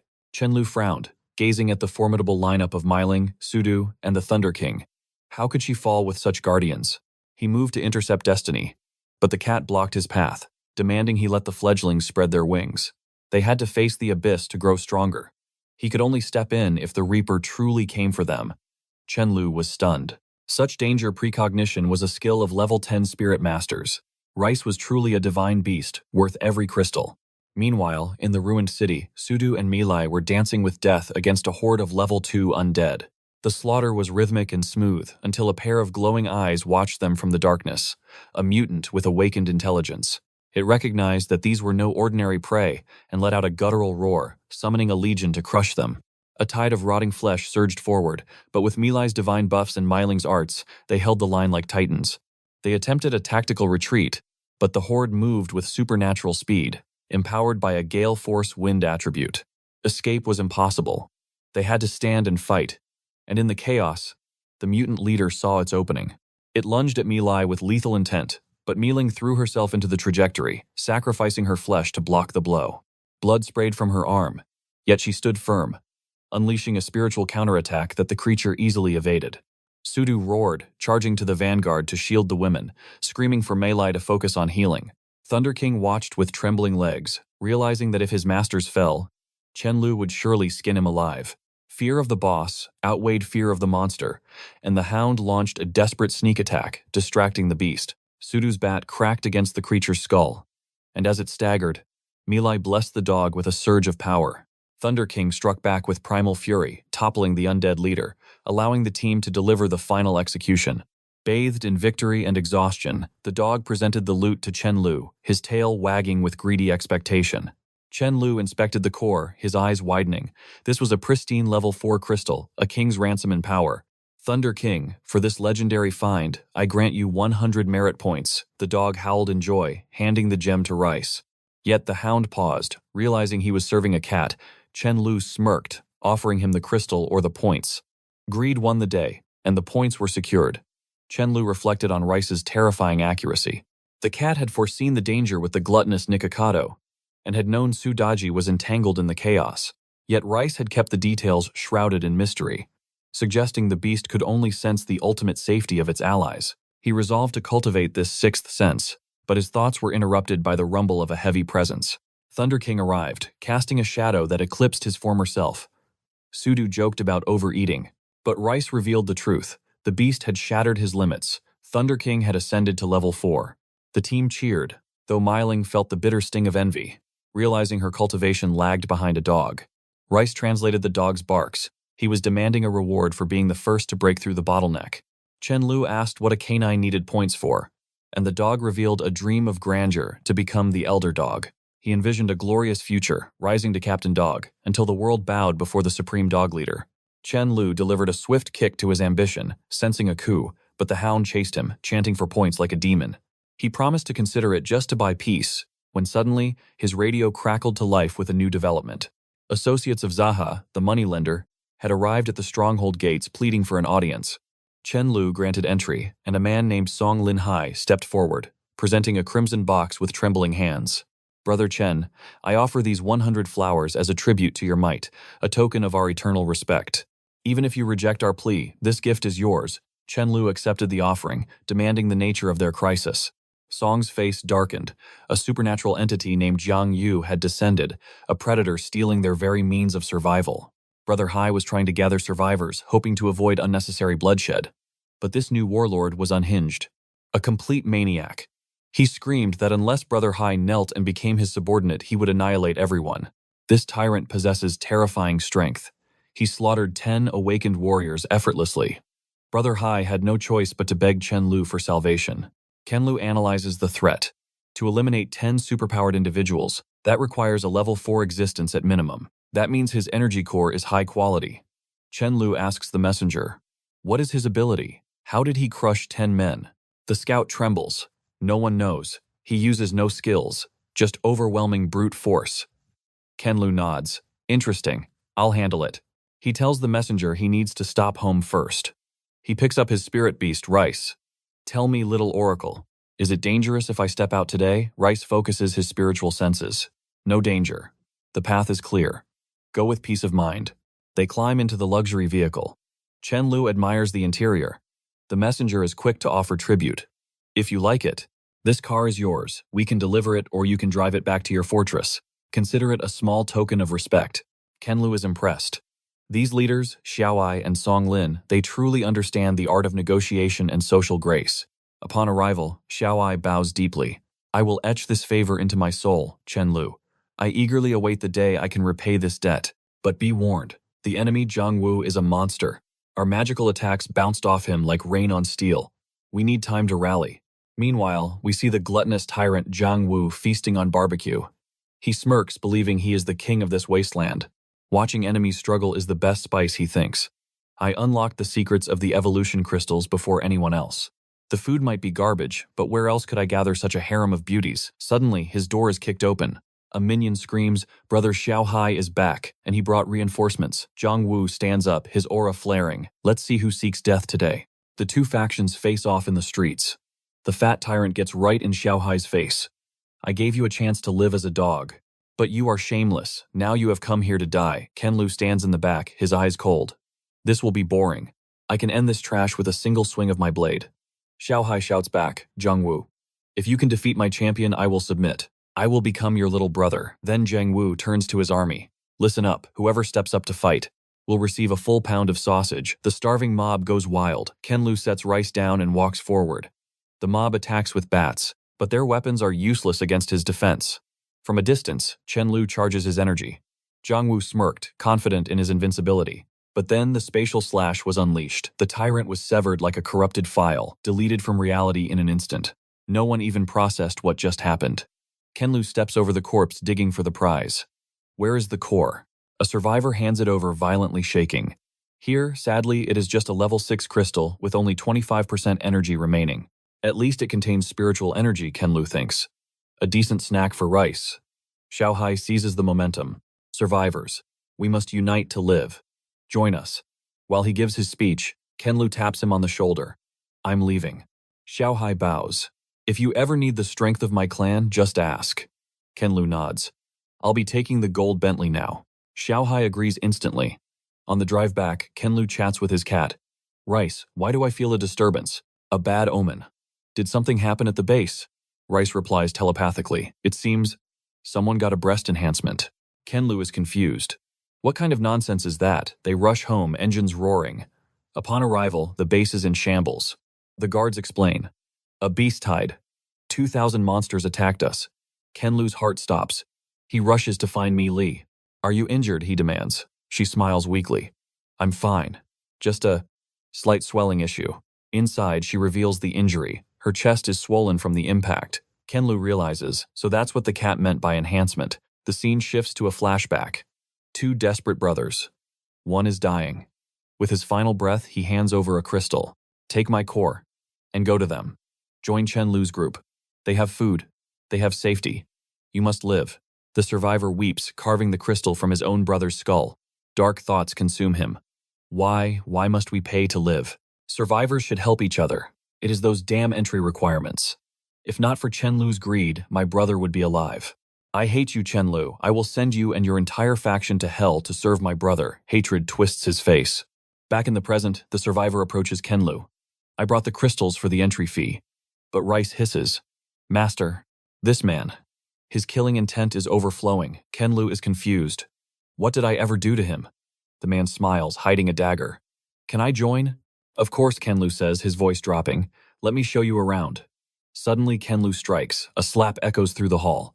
He grabs the man by the throat. Tell me, why do you want me dead? Who sent you? The assassin is in shock. How did he know? Is he a mind reader? The man stammers, kill you impossible. We just met. I only want to survive. Chen-Lu speaks with cold indifference, telling him to hurry up. His patience is running thin. Another slap echoes across the face. The enemy is bewildered, unable to grasp the situation. He realizes Chen-Lu intends to beat him to death. Desperation triggers his awakening. Ice forms on his right hand while raging fire engulfs his left. He roars, declaring that the real battle starts now. Chen-Lu is mildly impressed by the dual element awakening. The enemy charges, screaming that this is all Chen-Lu's fault. My brother died in the mud because of your harsh rules, he cries out. While we bled for you, you sat on your throne playing with cats in luxury. You deserve to die, Chen-Lu. Simply asks why he acts like the world ended because of him. I didn't beg you to join my faction.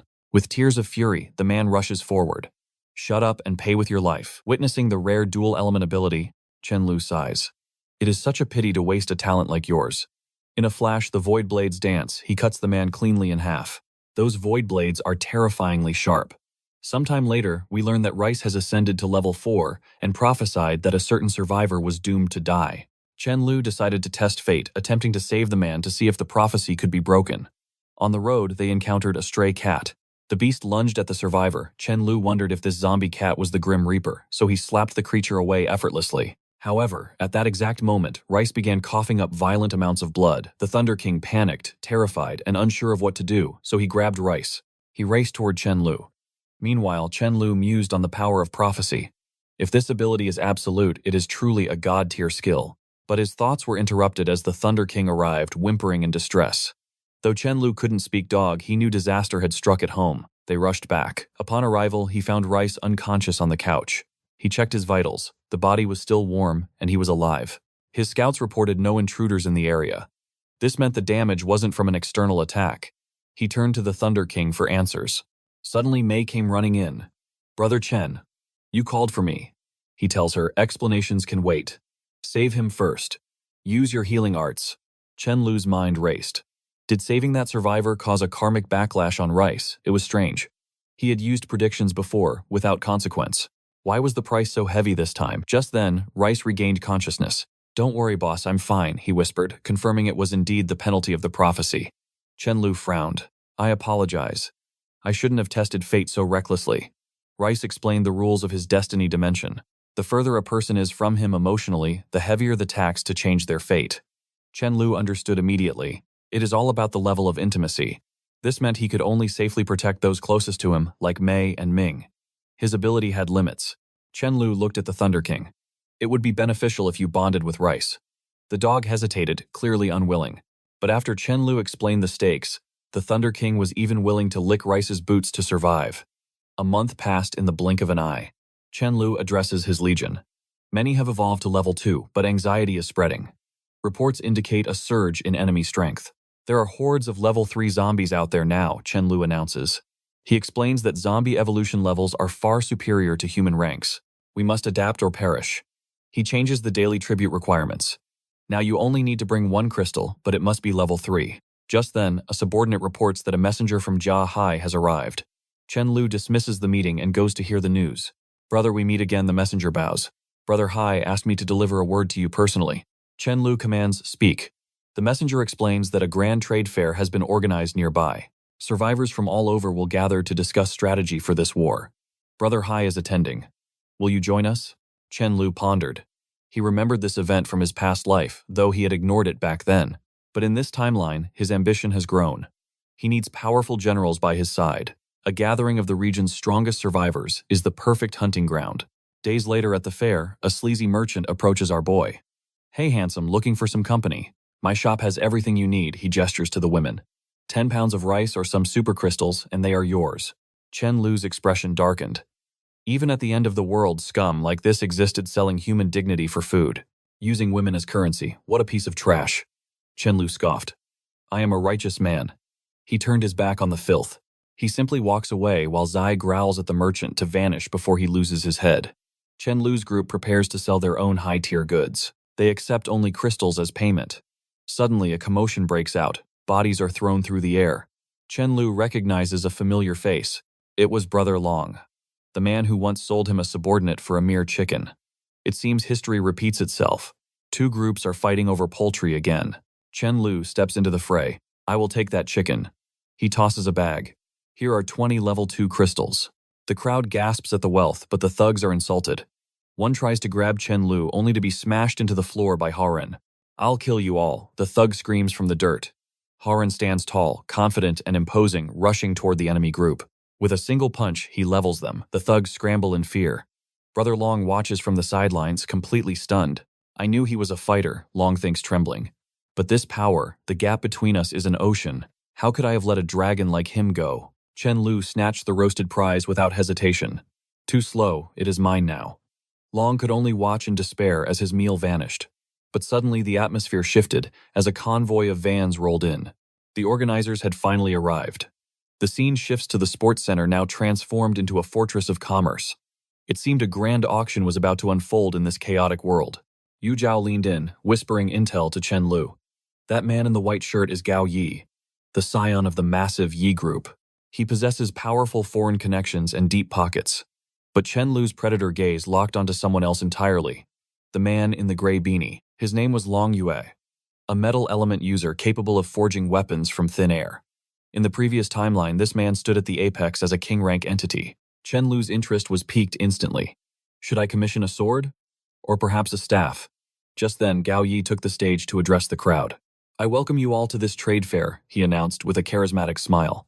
My team has grown strong. We boast many powerful members. We even have 3 warriors at level 4. Chen Lu scoffed internally at the flex. Even with his divine assistance, his own squad only had 4 humans and 2 beasts at that realm. This Gao Yi was clearly sitting on a mountain of resources. He likely held a vast fortune of high-grade crystals in his inventory. The gap in wealth was undeniable. To prove his point, Gao Yi revealed a treasure. A radiant level 6 red crystal. He explained the evolution path, claiming this was how his subordinates ascended so quickly. Zihai watched in awe, the realization hitting him. So that is the secret. Chen Lu must have consumed mountains of these high-level crystals to become a monster. Gao Yi continued generously, revealing the experience points gained from each crystal type. Chen Lu narrowed his eyes, suspicion blooming. Damn, he is too kind. Why give away such precious intel for free? What is his true objective? The answer came swiftly. Survival alone is impossible, Gao Yi declared passionately. That is why I am gathering all heroes to unite under one banner. Any powerhouse who joins us can become an elder immediately. Chen Lu smirked. I see. It is a classic recruitment drive disguised as charity. Hooked by the free information, the crowd began to waver. Many were ready to pledge their loyalty then and there. Suddenly, a girl with an arrogant expression stepped forward. She spoke with the authority of a tyrant. My boss has made it clear. If you refuse to join now, do not come begging for resources later when you are starving. Zihai scowled at her insolence. Subordinates began distributing flyers to the crowd. The papers preached unity and cooperation. They promised equal treatment regardless of rank. But Chen Lu knew the reality of human nature. He saw many juniors from other bases preparing to sign their freedom away. Gao Yi spread his arms wide. Think it over. Those who wish to survive, come to me. Chen Lu shook his head.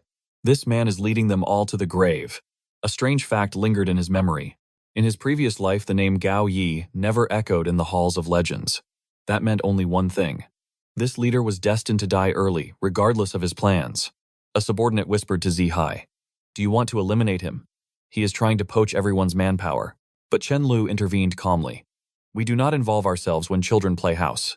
Sometime later, at their own camp, a team member presented 3 strangers. Brother, these men wish to join us. However, the recruit whispered a warning. We only accept level 3 survivors. This has attracted too much attention. Be careful. Chenlu stared at the 3 men, his intuition screaming. Is someone trying to plant spies in my ranks? All he needed was a confirmation from Rice. The dog's senses never lied. Having his answer, he signaled the team. Let's go home. On the return journey, fate intervened. He spotted a familiar face. Ming Yang, an Earth element user destined for greatness. When it came to collecting talented survivors, Chen Lu was like a master collector. He approached the girl, but his massive entourage terrified her. Panic seized her heart. She turned to flee, tears streaming down her face. Wait, do not run, Chen Lu shouted. I come in peace, but in her fear, she triggered her ability. She transformed instantly into a small rabbit. Unfortunately, for her escape was impossible. Chen Lu activated void walking. He warped through space and snatched her by the ears. He stared the trembling bunny in the eyes. I told you no harm will come to you. Now transform back. It is too dangerous out here. Come with me. Brother here will treat you to a feast back at our base. Back at the safe house, Mei looked confused. Why did you bring back a chicken and a rabbit? Chen Lu dropped the rabbit on the floor. Poof, she reverted to her human form. Why did you kidnap me? She demanded. Chen Lu ignored her outburst. Chen, take her to the kitchen. Ming Yang crossed her arms defiantly. I will not eat anything from a kidnapper. Cut to 5 minutes later. She was inhaling the food like a vacuum cleaner. Chen Lu leaned in with a smirk. Hey, didn't you say you would rather starve to death? You have too much food anyway, I am helping you, she retorted with full cheeks. Chen Lu's expression turned serious yet playful.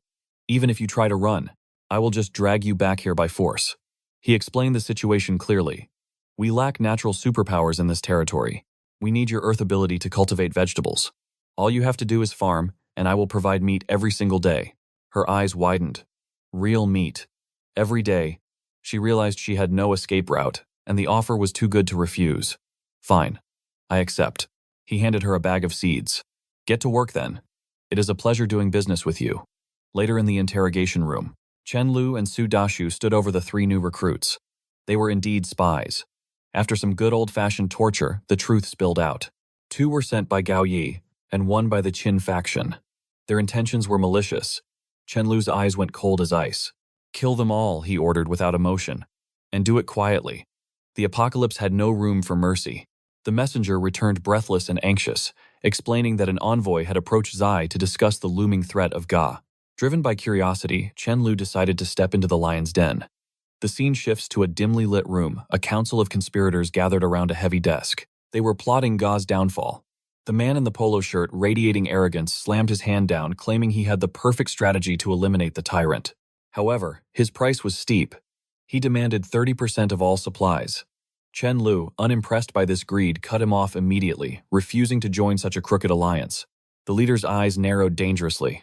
He sneered, "Little brother, watch your tongue. In this circle, neutrality is not an option. If you are not with us, you are against us." Zai stood frozen in terror, his internal monologue screaming, "I told you not to provoke the monster that is Chen Lu." While Zai feared for his life, Chen Lu remained calm, calculating his next move. The leader continued his intimidation, asking why anyone would refuse such a generous offer. "You will only lose out," he threatened. Beside him, a chain-smoking subordinate blew smoke into the air, suggesting Chen Lu planned to scavenge the spoils after they did the hard work. Zai, desperate to prevent a bloodbath, jumped up. "Brothers, please, I guarantee Chen Lu has no such honorless intentions. He simply wishes to remain independent." But the leader, Kylan, was not convinced. "I do not trust this outsider. If he wants to leave alive, he must kowtow and apologize to everyone in this room." Zai cried out, "I warned you," but it was too late. Chen Lu looked at them with eyes devoid of fear and simply asked, "You are very brave. I am curious to see exactly what you intend to do to me." Kylan sneered, confident in his numbers. "I know you are strong, likely a level 4 awakener, but can you handle an army of hundreds? Since you leveled up so quickly, surely you harbor precious energy crystals within your body. Hand them over and I might spare your miserable life." In that moment, the truth clicked for Chen Lu. This was never an alliance. It was a robbery from the start. They were merely looking for an excuse to strip him of his power. Instantly, 4 thugs surrounded Chen Lu, their murderous intent filling the room. Kylan barked the order. "Search him. A high-level crystal must be hidden on him. And you, little boy, do not move, or the consequences will be gruesome. As rough hands reached out to grab him, Chen Lu sighed. I truly did not want to resort to violence today. He knew this man was the key to finding Ga, but patience had its limits. In the blink of an eye, he vanished. Before the thug could react, Chen Lu appeared behind him. The man turned only to be met with a backhand slap that echoed like a gunshot. Chen Lu struck again, his voice cold. I'm asking you, how do you plan to kill Ga? But Kylan, fueled by adrenaline and pride, refused to yield. I will tell you nothing. You dare kill me. The mob began to close in, but Chen Lu was unfazed. I despise threats, he whispered, delivering another devastating slap. The impact was brutal. The room went silent, save for the pleas of the subordinates begging him to stop. They screamed that he was a lunatic. Chen Lu ignored them, focusing on his prey. Are you going to talk? Kylan, face swollen and red, spat blood. I haven't been beaten like this since I was 13. If you want my secrets, you will have to kill me. We die together. Chen Lu grabbed him by the throat. A tough guy indeed. Wasted potential. It is a pity you chose to offend a dragon. Subordinates rushed forward, weapons drawn, but it was too late. With a sickening crunch, the light faded from Kylan's eyes. Now Chen Lu knew the burden of dealing with Ga fell solely on his shoulders. Zai trembled in the corner, thinking, I knew it would end in a massacre. With the leader's body hitting the floor, the other thugs scrambled in panic. Chen Lu, wiping his hands, decided he had spilled enough blood for one day. He turned to the trembling crowd, a terrifyingly gentle smile on his face. Brothers, do not fear. I have no interest in slaughtering the weak. As long as you do not provoke me, I will not seek trouble. Furthermore, I have no need for your manpower. You may keep your members. Relief washed over the room. They bowed hastily, shouting, Don't worry, Boss Chen Lu, we would never dare to offend you. As Chen Lu departed, the survivors huddled together, shaking. Bro, that was terrifying. How can a level 4 possess such monstrous pressure? What do we do now? If we fight Ga, he has 3 level 4s. Maybe he can kill this demon Chen Lu. The scene then shifts to Long Yui, the gray-haired warrior. Chen Lu had hoped to recruit him, but tragedy struck first. A messenger rushed to Long Yui, tears streaming down his face, bringing news of a nightmare. His wife had been brutally assaulted and murdered by men within their own base. Long Yui grabbed the man, his voice trembling. Are you certain? I am sure, brother, I saw them. There is no humanity left in this hell. Rage boiling in his veins. Long Yui marched toward the perpetrator's quarters. Stopping at the door, he heard the vile laughter of men discussing their crimes. A pity she died so soon. One voice mocked. I was just having fun. Long Yui kicked the door open, his aura exploding with killing intent. What do you think you are doing? The thugs froze. Before violence could erupt, Ga stepped in, blocking Long Yui's path. Brother Long, what is the meaning of this? Long Yui pointed a trembling finger. This filth killed a man's wife. He defiled her. He deserves death. But Ga held up a hand, his face calm. Calm down. I know it is wrong, but he does not deserve to die. He is a strong fighter. He can kill more zombies to atone for his mistakes. Long Yui looked at his leader in disbelief. This does not make up for a life. My value is higher than his, and I demand justice. The criminal cowered behind Ga, shouting, Boss, save me. I only did what you do. He leaned in, whispering, Ga takes care of everyone. But sometimes a leader needs to vent his stress on a woman. It keeps the mind clear to save more people. The revelation struck Long Yui like a physical blow. The corruption started at the very top. So that was your philosophy, Long Yui said, his voice dropping to a whisper. You do not save people out of kindness. You simply want to play God. You treat this apocalypse as your personal playground. I am taking a different path. Goodbye. As he walked away, a voice called out, Brother Long, you cannot leave. What if he reveals the truth to the masses? His subordinate whispered, fear trembling in his voice. But Gao Yi sneered, dismissing the concern. Too many people know Long Yui's reputation. Gao Yi plotted, eyes narrowing like a snake. We cannot kill him openly. We must destroy his character first. We will frame him as a predator who preyed on the women, Gao Yi declared. Once the mob turns against him, we kill him in the chaos. A perfect crime. Meanwhile, Long Yui wandered the wasteland, heart heavy with betrayal. I was so naive, he thought bitterly. I only wanted humanity to survive together. Is there no place for kindness in this hell? But his solitude was interrupted by the very traitors who sold him out, now approaching a new target. Brothers, we surrender, they cried, bowing before the gates. We seek refuge with Gao Yi. We bring a gift, the location of a man named Chen Lu. Inside the base, power surged. Huo Run shouted, Boss, I've broken through. Level 4 achieved. Chen Lu nodded, acting the wise mentor. Excellent. As a former boxer, channel that energy, Chen Lu instructed. Focus the aura into your fists. Make your strikes shatter steel. Huo Run bowed. Thank you for the guidance, boss. Suddenly, a notification flashed. Brother Xiao Hai was requesting urgent entry. Boss trouble is coming, Xiao Hai gasped out of breath. Gao Yi is marching on your base. He knows where we are. How did he find this sanctuary? Chen Lu asked, his gaze turning cold. Xiao Hai gritted his teeth. The traitors from yesterday. They sold you out. Chen Lu's eyes darkened. That is why mercy is a weakness in the apocalypse. I should have slaughtered them all. Everyone battle stations. Defend the base, the enemy is at the gates. Dust clouds rose on the horizon as a convoy of destruction approached. Chen Lu looked down from the walls. A decent army, he mused, unimpressed. Pity I have to bury them all. Gao Yi stepped forward, amplifying his voice with a megaphone. Listen well, we have 2,000 troops, 76 level 3s, 1,500 level 2s, and 2 level 4 commanders. Surrender now. Gao Yi smirked arrogantly. Those who submit will become my brothers. The first 10 to defect get a legendary reward. 2 bottles of pure water and 2 ham sausages. He waited for the cheers, but silence reigned. Gao Yi blinked. Why isn't anyone coming out? Inside, Chen Lu's team held back laughter. Is he serious? Even our lowest-ranking members eat steak for dinner. The offer was an insult. Gao Yi scanned the walls. Where is Long Yue? Why isn't he trembling? Realizing his psychological warfare failed, his face twisted in rage. Since they choose death, we grant it, Gao Yi barked at his vanguard. You take your squad and storm the gate, I'll double your rations. But the vanguard commander stepped back, terrified. My people go first. Boss, look at those walls. That's a death sentence. No one wants to be cannon fodder. The morale was shattering before the battle even began. Gao Yi looked around, seeing only hesitation. Cowards, all of you. Up on the wall, Chen Lu yawned. Is this a comedy show? He casually tossed a fresh red apple into the air. The enemy froze. Fresh fruit. In the apocalypse, their eyes bulged. Impossible. Only an emperor could afford that. Desperate Gao Yi turned to a female enhancer. You go. Prove your loyalty.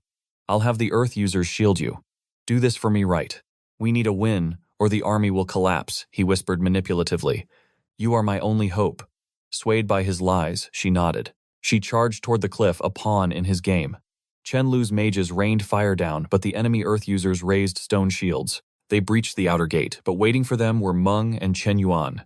Welcome to hell, they smiled. 1 fireball. That was all it took.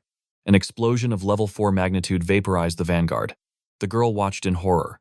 So many level 4s. Chen Lu turned to his secret weapon. Thunder King, stop napping. Go hunt. The beast's eyes glowed with lightning. Thunder King launched himself, walking on air like a divine beast. He crashed into the enemy lines, a storm of fur and electricity. Gao Yi didn't stand a chance. Defeated in seconds, seeing their leader fall to a literal dog, the army dropped their weapons. I surrender. Don't eat me, one man wailed. I'm a priest, a healer. I have the light attribute. I am useful. Chen Lu stepped over the bodies. A light mage, rare. Tell me, why isn't Long Yue leading this army? Where is he? He was exiled, the healer stammered. Gao Yi framed him, said he was abusing women, but it was all lies. Gao Yi did those things. He shifted the blame to steal the leadership, Chen Lu sighed. I knew Long Yue wasn't trash. Justice had a way of finding the wicked. Chen Lu turned to Xiao Hai. Take your team, clean up this mess, establish order. I'll treat you to a feast when the dust settles. As for the rest of us, Chen Lu commanded, we're going to Gao Yi's base. It's time to collect our war reparations. Thunder King whined, nudging Chen Lu for his reward points. Relax, buddy. Protect the base. I'll bring you something better than points. Xiao Hai's subordinates watched Chen Lu leave with awe. Should we join him? We'd just be grunts here, but that power. Better to be a servant in heaven than a king in hell, one whispered. Xiao Hai shook his head. If we work hard, maybe he'll promote us. With his crystal reserves, he's basically a god of this new world. We need to ride his coattails before he ascends beyond our reach. Meanwhile, at Gao Yi's base, Chen Lu was stripping the place bare. Suddenly, he spotted something in a cage. A female mutated hound. Chen Lu grinned. Thunder King, forget the points. I found you a wife. Now that is a true reward. Back at home, Chen Lu invited Xiao Hai for the promised barbecue. Come eat, he offered. Xiao Hai bowed low, his loyalty cemented forever. Chen Lu was about to cross the threshold when a massive shadow blocked his path. It was Thunder King staring daggers at him. Where are my points, human? But Chen Lu simply smirked and revealed his trump card. Look closely at this gift, my brother. It was a female golden retriever. Upon seeing the dog, Thunder King's eyes welled up with tears of betrayal. He truly thought Chen Lu was planning to abandon him for a younger model. But Chen Lu laughed, explaining the situation. No, you dramatic beast. This isn't a replacement. It is a wife for you. Thunder King sniffed the air, analyzing the potential mate. He scoffed. This golden dog's bloodline was far too weak for a king like him. Chen Lu shrugged his shoulders. Fine then. I will just give her to the girls. At least they know how to spoil a pet with affection. Jealousy instantly flared. Thunder King immediately transferred his points to the white dove. He had amassed 1,500 points. It was exactly enough to purchase the prestigious elder position. Chen Lu looked at the mutt with total confusion. Bro, why are you so obsessed with hierarchy? Do you really want to be an elder that badly? But a deal is a deal. We will make it official tomorrow. Later that evening, Sha Hai arrived at the barbecue feast. His jaw hit the floor. Heavens! Such luxury in the middle of an apocalypse. Chen Lu patted his shoulder. You have served me well, Sha Hai. Consider this feast a reward for your loyalty. You can even take a pound of beef home. Before the banquet began, Chen Lu stepped up to make a grand announcement. Listen up, everyone. A member has contributed 1,500 points to the shelter. According to the rules, they have earned the position of elder. You will all show the proper respect. The crowd murmured in shock. 1,500, already. Most of us only earn 3 points a day. Who could be such a monster? Chen Lu smiled and pointed. Everyone, behold your new elder. The majestic Thunder King trotted out. The survivors stood frozen in disbelief. Wait, a dog. A dog is our superior officer now. But nobody dared to laugh. They all knew the terrifying strength of this beast. Chen Lu raised an eyebrow. Why the stunned faces? From this day forth you shall address him as Elder Dog. The crowd bowed in unison. Yes, Elder Dog. Chen Lu rubbed his temples, questioning his life choices. Jesus, I am trying to survive the end of the world. Not play house with a zoo, but at least the morale was high. Meanwhile, outside the base walls, a new group approached. It was Long Yue. His scout pointed toward the shelter. That is where the man who killed Brother Ga lives. Rumor has it he commands many level 4 awakeners. Why don't we go take a look? Long Yue nodded grimly. Very well. Let us see if the legends are true. As they peered through the fence, their stomachs rumbled. Damn, is that barbecue? How can a base have such abundant resources? Suddenly, a voice cut through the air. Chen Lu stared down at them from the wall. Envious. If you want to eat like kings, you must contribute, but be warned. You need to be level 3 just to enter, and you must hunt zombies daily. Long Yue's face fell. The smile vanished from his lips. Unfortunately, many of his team members were still weak, but his subordinates were loyal to the core. Go ahead, Brother Long. Do not worry about us. We will grind levels out here until we are worthy to join you. Others chimed in, urging him forward. Brother, your ability is too good to waste. You must negotiate with them. Go and secure a future for us. With the weight of his team on his shoulders, Long Yue stepped forward. His confidence wavered slightly as he addressed the wall. Brother, my name is Long Yu, a level 4 awakener. Please could you pass a message to the lord of this sanctuary? Chen Lu looked down with a bored expression. I am the one in charge. Speak. Why does a team like yours want to merge with mine? Long Yue took a deep breath and explained his philosophy. It is simple. I want to eradicate every zombie on this planet. I want to speed up the process so the world can return to normal. Chen Lu narrowed his eyes. An idealist, huh? He knew it was impossible to kill them all, but he admired the ambition. And what makes you think you are qualified? What is your ability? Long Yue clenched his fist. I can control metal, and my physical durability is second to none. Chen Lu's interest was piqued. Metal manipulation. So you can turn your skin into steel. Let me test that theory. He opened the gate and beckoned him in. Come here, defend yourself, brother. Chen Lu warned him, then launched a casual punch straight at his chest. Bam! The impact was like a cannonball. Long Yue was sent flying backwards, skidding across the dirt. He gasped for air, his eyes wide with horror. What just happened? I have tanked hits from level 3 zombies without a scratch. How can there be such a gap between us? Chen Lu dusted off his hands calmly. That was only 50% of my strength. He walked over to the shaken man and began to lecture him. Long Yue, you are using your gift like a barbarian. Why just cover yourself in metal? Why not manipulate the molecular structure itself, make the metal denser, sharper? Instantly, Long Yue focused. The metal pipe in his hand liquefied and reshaped, but Chen Lu shook his head. No, think bigger. Transform that iron into gold. He tossed a gold ring to the man. Study the atomic structure. Replicate it. Long Yue was stunned. He never knew his power could reach the level of alchemy. Sweat poured down his forehead as he concentrated. The metal shifted, glimmering, and suddenly it turned into pure gold. It worked. Long Yue looked at his hands as if seeing them for the first time. Chen Lu nodded in approval. Now you understand. Your true value is not as a meat shield on the front lines. You are a craftsman. You can manipulate metal to create weapons stronger than diamond. You can forge the ultimate arsenal for us. That is where your destiny lies. It is best if you do not risk your life fighting zombies anymore. We need you in the forge. With that being said, welcome to the team. Long Yue felt a surge of gratitude. This man had just unlocked his true potential. If you haven't eaten, grab a plate, join the party. Meanwhile, in the shadows outside the base, a figure lurked in the darkness. Found you. My little Meng Yin must be trapped in this hellhole. The girl activated her stealth ability. She ghosted through the perimeter, invisible to the naked eye. Hang on, Meng Yin. Do not be afraid. I am coming to save you from these savages. Meng Yin, of course, was the girl with the nature powers. But far from being tortured, she was currently stuffing her face with juicy fried chicken. Her friend materialized out of thin air, looking exhausted. What the hell? I have been starving for days, tracking you down to rescue you, and here you are living like a princess and eating grease. Suddenly, ears perked up outside the door. Thunder King had heard everything. Chen Lu's eyes snapped open. Intruder alert. Someone managed to bypass our sensors. He sprinted toward the housing district. He could not afford to lose his precious vegetable farmer. He kicked the door open, energy surging around him. Who are you? How did you breach our defenses? Meng Yin frantically waved her hands, chicken flying everywhere. Wait, she is my friend. She has the power of invisibility. That is how she got in. Chen Lu paused. His gamer brain instantly analyzed the situation. Invisible. And she is friends with the nature mage. That is an S-rank utility skill. A rare ability like that. I absolutely must capture this Pokemon. His expression instantly shifted from hostility to a welcoming smile. Ah, I see. A friend of yours is a friend of ours. I apologize for the rough entrance.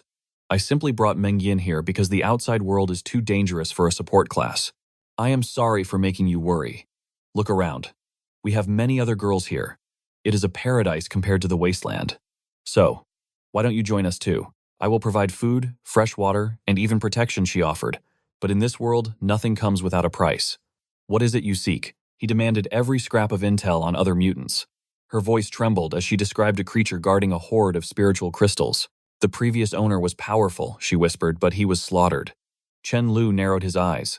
If a human had killed him, the loot would be gone. That meant only one thing. A high-tier undead abomination ruled that territory.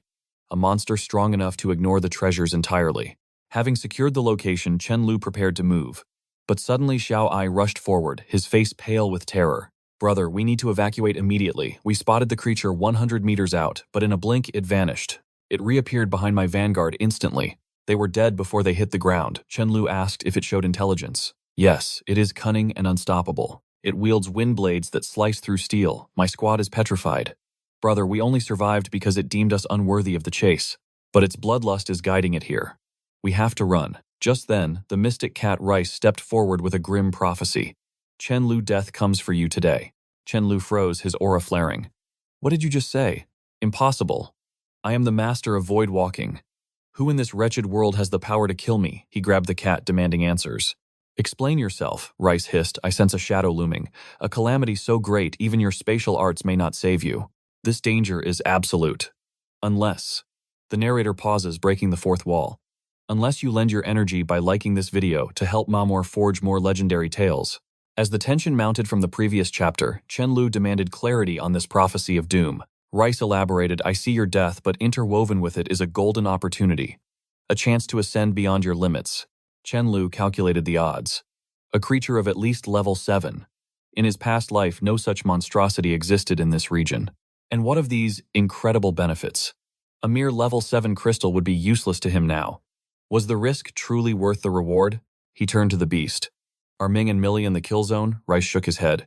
No. Safe for now. Arriving back at base, the subordinates begged to flee. Chen Lu's eyes turned cold. We stay. Hide inside the fortress. I will handle this slaughter. Outside, Si Shu and the sisters returned from a hunt, unaware that a predator watched them from the shadows of the ancient trees. Millie complained of hunger, her guard down. Suddenly, the sentries on the wall screamed, pointing at a blur in the distance. What is that? Too late. The abomination shattered the sound barrier, appearing instantly before the terrified trio. Chaos erupted. The monster decimated 3 guards in a heartbeat. Chen Lu roared, ordering Rice to take cover as he drew his blade from the void. He teleported into the creature's blind spot, delivering a strike meant to cleave mountains. Clang. The blade bounced off. Level 8. Or even 9. The impact sent Chen Lu crashing into his confused allies. Gritting his teeth, he warped space again, launching a second assault. But the creature was faster. It possessed the same wind and space affinity. Chen Lu was knocked from the air, slamming into the earth. His team screamed his name, but the monster's gaze shifted. It locked onto the sisters. Chen Lu's heart stopped. He had never attempted a mass teleport with civilians. The strain could be fatal. But there was no choice. He warped to them, grabbing everyone he could. The spell misfired. Space twisted violently, scattering them. He landed alone. Millie was left behind defenseless against the Reaper. The Thunder King watched in horror as Chen Lu reappeared on the front lines, standing motionless. He was channeling something. A hidden ace. Suddenly the monster convulsed, crashing to the ground as if time itself had frozen. Chen Lu collapsed, his spiritual energy completely drained. Millie rushed to him, sobbing. As healing light bathed him, the order was given to retreat. The battle was won, but the cost was high. Inside the base, the Thunder King paced furiously. Why is Chen Lu the only one who fell? The air was thick with anxiety. Rice sat calmly. I told you he will rise. But 2 days passed in silence. When Chen Lu finally opened his eyes, the room held its breath. Millie and the Thunder King hovered over him. Chen Lu blinked, his mind reeling. Did I just manipulate time? Memories from his past life flooded back. There was only one other person who wielded the taboo art of time acceleration. Years ago, when he was a starving scavenger, a woman named Mei Lin had caught him stealing. He tried to walk away, but found himself frozen in place. She had kicked him down with ease. Beside her stood Jan, the true wielder of the time-altering ability, a power that could defy the laws of physics. When Jan died in the previous timeline, he had preserved her body within his dimensional storage. He never expected her essence to merge with his own. The zombie Chen Lu croaked. They showed him the prize. A level 8 wind crystal. I nearly died for this rock, he groaned. He tossed it to the Thunder King. Take it. This will push you to level 5 instantly. The Thunder King scoffed, trying to hide his gratitude. You think you can buy my loyalty with points, but Chen Lu just smiled. If you are strong, I am safe. Take it. The Thunder King snatched the crystal, his power already surging. Millie beamed. You need to eat. He commanded a feast to be prepared. Pulling Millie into a warm embrace, he whispered, You did well. As he held her, a rare peace settled over him. In this hellish world, having someone who genuinely cared, that was the greatest power of all. The scene shifts to a tense standoff. Encircled by thugs, a beast tamer sits high atop her war elephant. She warned them coldly. If they pushed her, slaughter was the only outcome. But the thugs sneered, threatening her with their boss's legendary hound. She scoffed, doubting any dog could match her titan. Little did she know, while her elephant crushed them like bugs, 2 silent wolves watched from the shadows. Back at the base, the girls were spoiling the new puppy, unaware that a massive threat was marching their way. Chen Luo recognized the approaching energy. A beast tamer was knocking at their door. The stranger eyed the golden retriever, sensing a terrifying power hidden within the fluffy exterior. The girls were baffled. Why was he afraid of their cute pet? The tamer on the elephant grew impatient. He taunted them to fight. Miling stepped forward, eager for a duel, but the Thunder King growled, wanting to farm some experience points. Chen Luo held the dog back. His team needed real combat experience. If they failed, he would wipe the floor with the enemies himself. Miling's aura blazed like an inferno. The elephant rider played dirty, swinging his trunk, but he was too slow. Her ability had already awakened. Flames engulfed the massive beast. The rider was thrown off, hitting the dirt hard. Panic set in. He screamed for his lackeys to mob her. Chen Luo's eyes went cold. They dared to ruin a one-on-one duel. Miling collapsed, her mana drained. Chen Luo decided playtime was over. It was time for a massacre. He unleashed the Thunder King. The dog shot forward like a lightning bolt, eager for the kill. The enemy tried to flee into the woods but ran straight into the wolf pack. Game over. The Thunder King claimed the kill, but then the foolish dog froze, staring at the white she-wolf. He was love-struck instantly. Ignoring the battle, he tried to flirt with the Wolf Queen. He was determined to steal another man's girl. Chen Luo watched from the hill, face-palming. His legendary beast was acting like a total simp. The enemy was dead, but the embarrassment was alive. Chen Luo dragged the lovesick animals back home. He scolded the dog for having 0 game. She admires strength, you fool. He kicked the dog's rear. Stop shaming your master in public. With the comedy over, Chen Luo turned serious. The apocalypse was entering a new phase. The zombies were evolving to Tier 4. They were gaining intelligence and learning how to hunt in packs. Staying here was suicide. He pulled out a map, pinpointing a strategic location for a new fortress. They would clear it out tomorrow. But the journey wouldn't be easy. The insects were mutating too. Giant blood-sucking mosquitoes were everywhere. Suddenly, they spotted a survivor being strangled. A massive-headed zombie was holding him, and shockingly, this undead monster could speak. It claimed to have an invincible metal head. Chen Luo didn't care. He ducked and delivered a low kick. Right in the family jewels, the monster howled in agony. So much for being invincible. Chen Luo slapped the creature into submission. It apologized profusely, terrified of this human demon. He ordered the zombie to guard the tunnel like a good watchdog. Meanwhile, terror struck the coastline. A colossal crab with a blue aura emerged from the depths. The ocean itself seemed to obey it. A tsunami was building. A powerful survivor named Fang realized the city was doomed and ordered a retreat. 1 month later, Chen Luo was interrogating a hoarder. The man claimed he was forced to hide supplies. He mentioned the name Fang. Chen Luo paused. That name echoed from his memories of his past life. Fang was a legendary figure, a true genius of the apocalypse. Just then, a subordinate rushed in. The legend himself was at the gate. In the meeting room, Fang was surprisingly humble. He offered half his stockpile as a tribute. 300 tons of supplies to ensure their survival. Chen Luo appreciated the bold move. He accepted the goods, but his sharp eyes caught something else. This wasn't just charity. Fang needed something. Chen Luo sent his team away to talk business. Fang revealed the grim truth. The ocean had mutated beyond recognition. The marine beasts were coming. His coastal city had fallen. He wasn't looking for a master, but a partner strong enough to fight the tide. He proposed an alliance. Chen Luo weighed the offer. 2 titans uniting against the coming storm. Fang was no fool. He knew a scam when he saw one. Yet consumed by envy at Chen Luo's massive fortress, he demanded a slice of the sanctuary for himself. In exchange, he offered a rare cultivator capable of growing crops. But Chen Luo's eyes turned cold, realizing this scoundrel wasn't asking for a partnership. He was demanding a piece of the kingdom. Chen Luo refused to gamble with his people's lives, forcing Fang to show his true colors. Fang sneered, claiming Chen Luo was too arrogant. In this world, the weak listen to the strong, Fang declared, puffing out his chest. Oh, you think you are the strong one? Chen Luo asked, amused. Fang boasted that he had broken through to level 5 a month ago. He threatened a war of attrition that would eventually crumble the base. Our protagonist laughed, wondering if this clown knew his pet dog had reached level 5 weeks ago. Fang then threw down the gauntlet. A duel. A 3-on-3 deathmatch where the winner takes command of everything. Chen Luo agreed, instantly setting the stage for sunset. However, the protagonist had a deeper calculation running through his mind. He hesitated to kill Fang. In the future, this man would become a powerful warlord, a useful meat shield against the zombie tides. But a weapon that bites its master is useless. If Fang proved too rebellious, he would have to be destroyed before he became a threat. Perhaps a little accident in the duel is necessary, they both thought, plotting each other's demise. The hour of judgment arrived and the crowd gathered in the square. Chen Luo sent out the tank Su Gu to start the show. Fang laughed, thinking Su Gu was just a meat shield, and sent out an earth element user. The 2 warriors faced off, aura flaring as the battle commenced. The enemy launched a spell at Su Gu. Su Gu realized he could dodge if he were thinner. But alas, the base food was too delicious. Trapped by rocks, the ground beneath him turned into a devouring swamp. From afar, Chen Luo noted the enemy had decent potential to reach level 10 one day.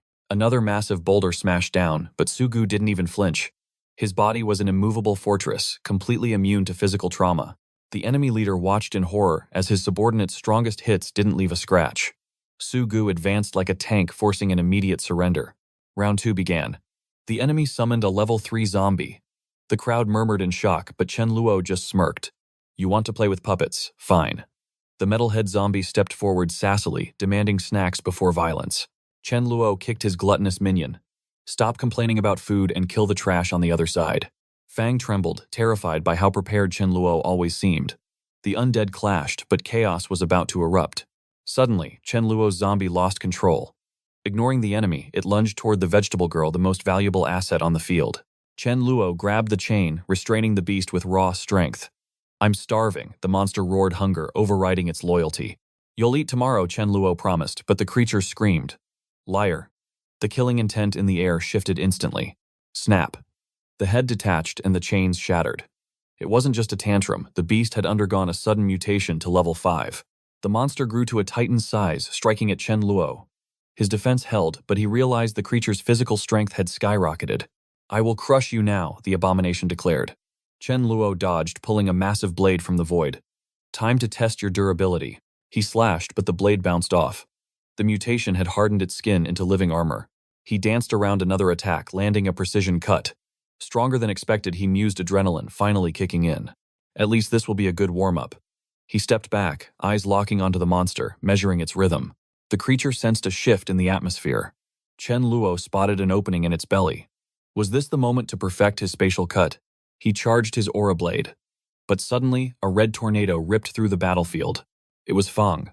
Now is my chance, he screamed, trying to backstab Chen Luo while he was distracted by the monster. The hurricane swallowed them. But Chen Luo stood unscathed. Fang froze. Impossible. That was my ultimate technique. Chen Luo looked back, with eyes like ice. If you want to kill me, you'll need another 100 years of cultivation. Fang fell to his knees, apologizing profusely. Chen Luo turned back to the mutinous zombie and ended it with a single casual slash. Fang saw the massive crystal drop from the corpse. It was at least level 8. Shaking with fear, he realized the gap between them was an ocean. He bowed, his head trembling. I acknowledge you as the true leader. Chen Luo approached him silently. About that sneak attack. Fang started.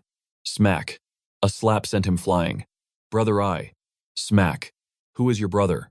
Humiliated and desolate, Fang whispered, I am your subordinate. His pride was shattered completely. Chen Luo turned to the vegetable girl. As agreed, Fang's people are now mine. Gather the talented ones immediately. She began sorting the useful from the useless. Fang watched his power base dissolve in seconds, realizing he was in grave danger. He had one option left, flee and start over. Please spare my life. Take my people, take everything. Chen Luo nodded, dismissing him like a fly. Fang announced to his former crew that they now belonged to the protagonist because he was unworthy. The moment he finished speaking, he turned and ran for his life. Our hero watched him scurry away with a knowing smirk, the true king of the apocalypse. With a wicked grin, the beast understood the assignment perfectly. It even flashed a thumbs up. Meanwhile, the poor fugitive thought he was safe in the distance. He panted, exhausted, believing he was lucky that Chen Lu hadn't sent a kill squad. But looking back, a shadow loomed. A black dog stared him down. Why was that thing following him? Suddenly, the Thunder King's aura flared. He launched into a deadly embrace. 1 second later, the victim was flattened. Paralyzed on the ground, he wondered if a mere dog had just ended his existence. Back at the base, Chen Lu faced a logistical nightmare. He had 1,500 survivors, and Fang brought 1,500 more. 3,000 mouths was too many. He needed to cull the herd. He issued a cruel decree. Pass the test of collecting crystals within 4 days or face exile. Just then, the Thunder King returned, tail wagging for his reward. It was obviously begging for points and crystals. Chen Lu tossed him a crystal. 500 points for the successful hunt, he declared. Now it was time to inspect the fortress upgrades. Meanwhile, in the outer sectors, chaos erupted. A swarm of giant insects descended. Horin was smashing the creatures left and right with brutal force. However, Chen Lu shouted halt. He saw potential in these beasts. Nearby, a grotesque monster was whining to a girl who possessed the gift of insect speak. She translated the creature's grievances. He says he's tired of eating filth and getting beaten up all the time. The creature felt wronged. Chen Lu smirked, assuring the beast. Join us and you'll never worry about hunger again. Elsewhere, a scout rushed to inform Dahai. Chen Lu is relocating. He's moving his entire faction. Dahai sighed, realizing the truth. My administrative skills are useless on their own. Our best option is to disband and submit to Chen Lu immediately. They arrived at Chen Lu's territory, awestruck by the towering walls. It was an impregnable fortress. Dahai felt the gap between them widening into a chasm. Chen Lu stepped out to meet them. What brings you here, Dahai? I want to join you, Dahai admitted, humbling himself. Just give me a meal and a purpose. Chen Lu nodded. Dahai had been loyal so far. There was no reason to treat him poorly. He grabbed Dahai by the arm like an old friend. I'm forming 2 intelligence divisions, Chen Lu revealed. The second one needs a leader. It's yours. As they entered the base, the newcomers were stunned by the advanced infrastructure. From the cliffs above, outsiders watched in sheer disbelief. A rugged survivor with a red bandana explained the harsh reality. You think anyone can walk in. Only those at level 4 or higher are accepted. A man in a blue shirt trembled.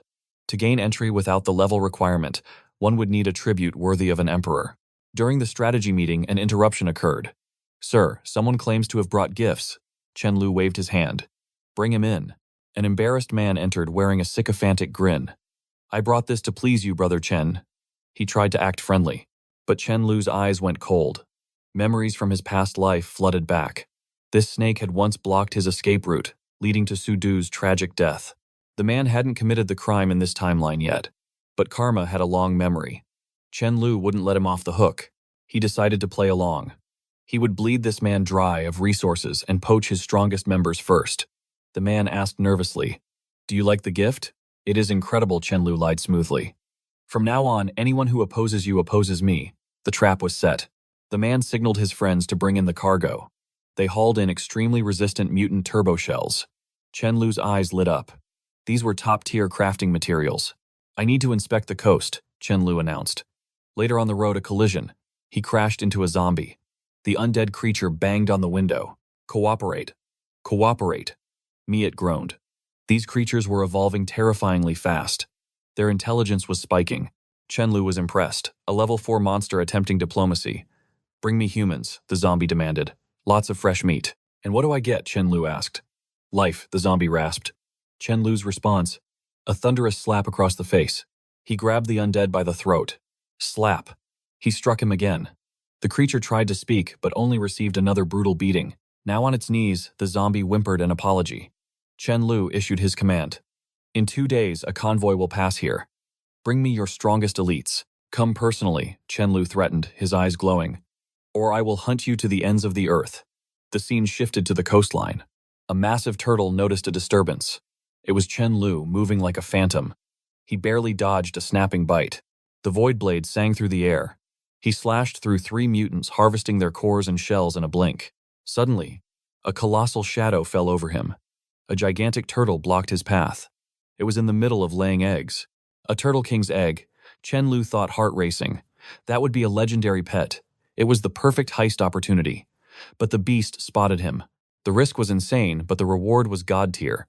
The monster lunged. Chen Lu dodged and slashed its neck. Clang. The blade bounced off. "Is this thing a tank class?" he cursed. The creature wasn't just strong. It was a master of combat. Realizing he couldn't win a direct clash, Chen Lu devised a cunning plan. He retreated, luring the beast into a blind rage. As it charged, he warped, teleporting directly to the nest. The monster looked back in confusion, but it was too late. Chen Lu vanished, taking every single egg with him. 2 days later, Chen Lu turned to Rice. "Sense any danger?" Rice shook his head. "Nothing." It was time to spring the trap. Chen Lu smiled. "I'm heading out." Rice scratched his head, puzzled. Why was his danger sense failing to read Chen Lu's fate? Perhaps his ability had a hidden cooldown. Unaware of the glitch, Chen Lu arrived at the rendezvous point to meet the zombie. But the undead had prepared a surprise. Attack. It shrieked. Space distorted. A lethal spatial cut nearly took Chen Lu's head off, forcing a desperate retreat. Why did that traitor drag a level 9 spatial zombie here? Chen Lu calculated the risk instantly. Despite the terror gripping his heart, he trusted his instincts. He dove behind cover just as the undead spoke. Space warped around him. He was locked in a spatial cage. The creature lunged from the blind spot. Paralyzed, Chen Lu desperately stabbed at its chest, but his blade bounced off harmlessly. The beast struck back. Claws tore into his arm. He blinked away, teleporting behind it to activate his trump card, time acceleration. It was a gamble. Overloading the crystal could shatter his power source, but death was the only alternative. He unleashed the flow of time. The creature's lifespan raced forward, aging it rapidly in mere seconds. Its vitality drained, the monster collapsed into dust. Even as it faded, it cursed him, but Chen Lu just sighed. It worked. Watching from a distance, the bait zombie was terrified.